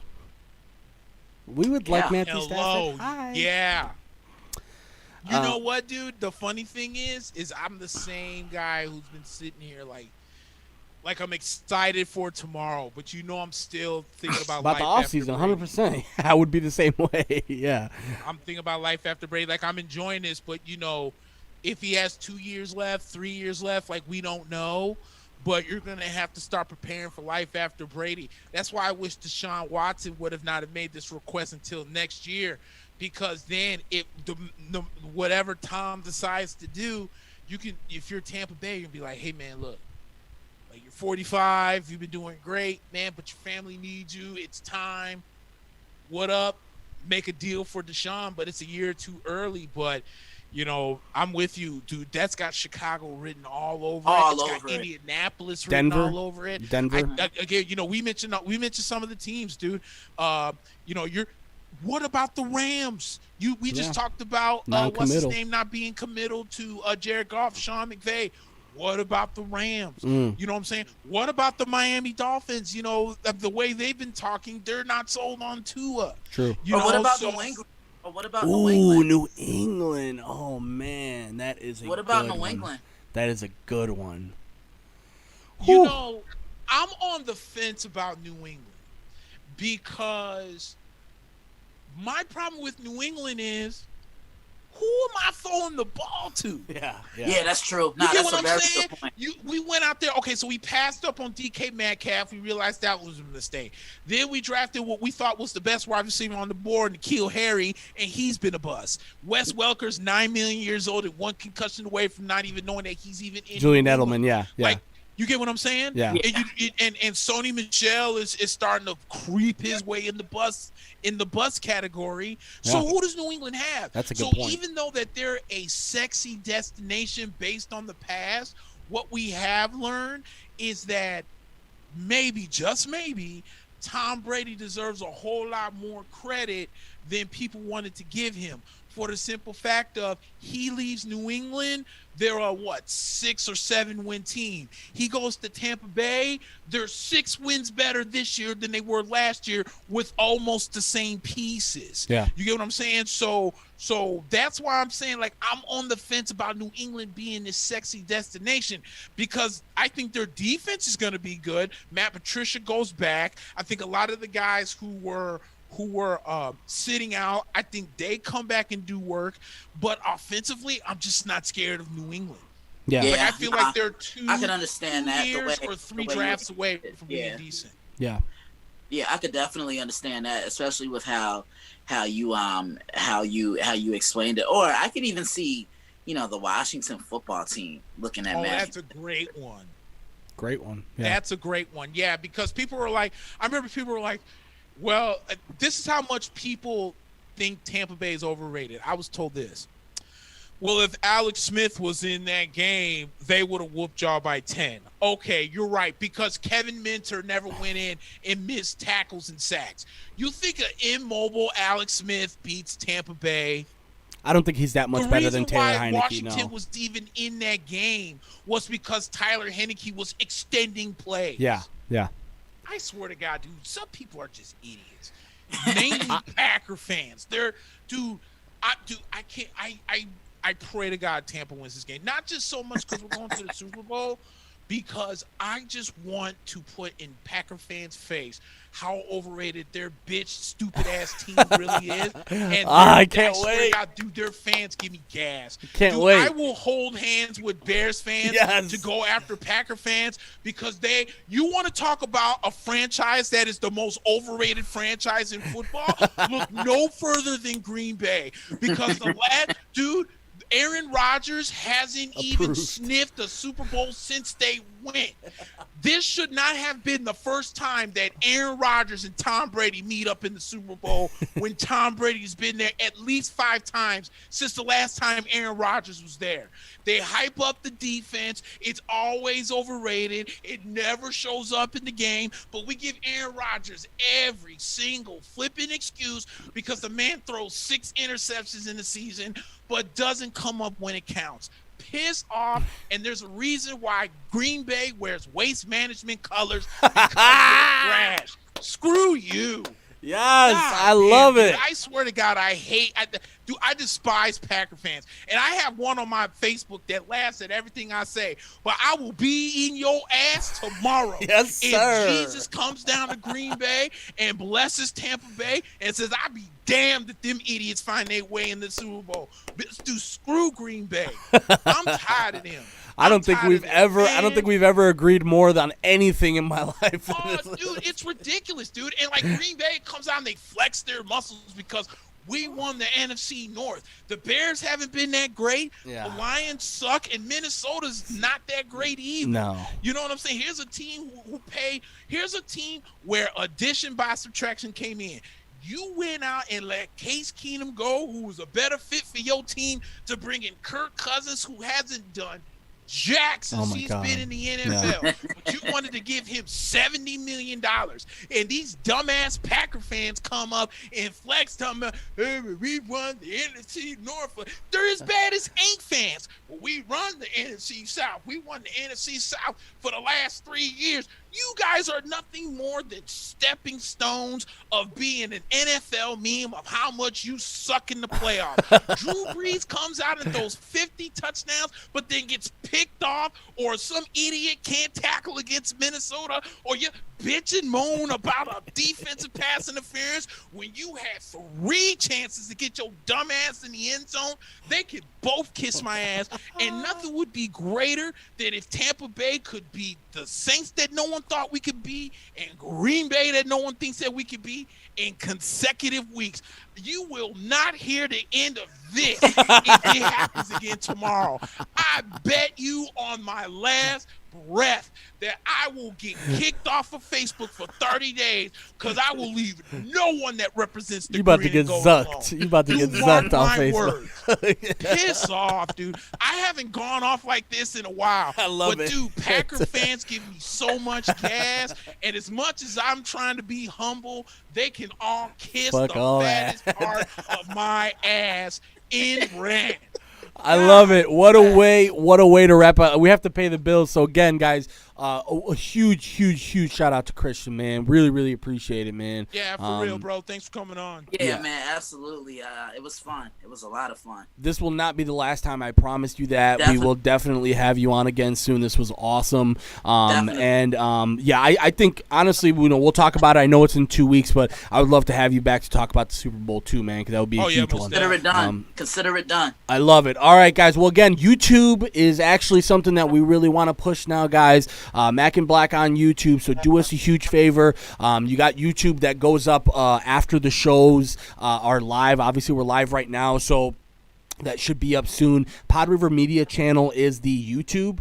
So again, PodRiver Media Channel, and then look for Mack and Black. You can also subscribe to us on iTunes and Spotify. We've established that we are available on Spotify and on iTunes. Do us a favor, leave us a review. If you're new to the show, definitely subscribe and just, again, do us a huge favor and support us because we love doing this and we just want to be able to do it and reach as many people as possible doing it as well. So mackandblack.com is the website. rmtalk.com is one of our sponsors, Rolling Meadows Talk. We've talked about them before. Lots of local news deals, and also there's really, really cool information for lots of local stuff as well. So rmtalk.com. RM is in Rolling Meadows Talk, TALK.com. They're also on Facebook as well, RM Talk. Again, man, this was super fun. I really appreciate it.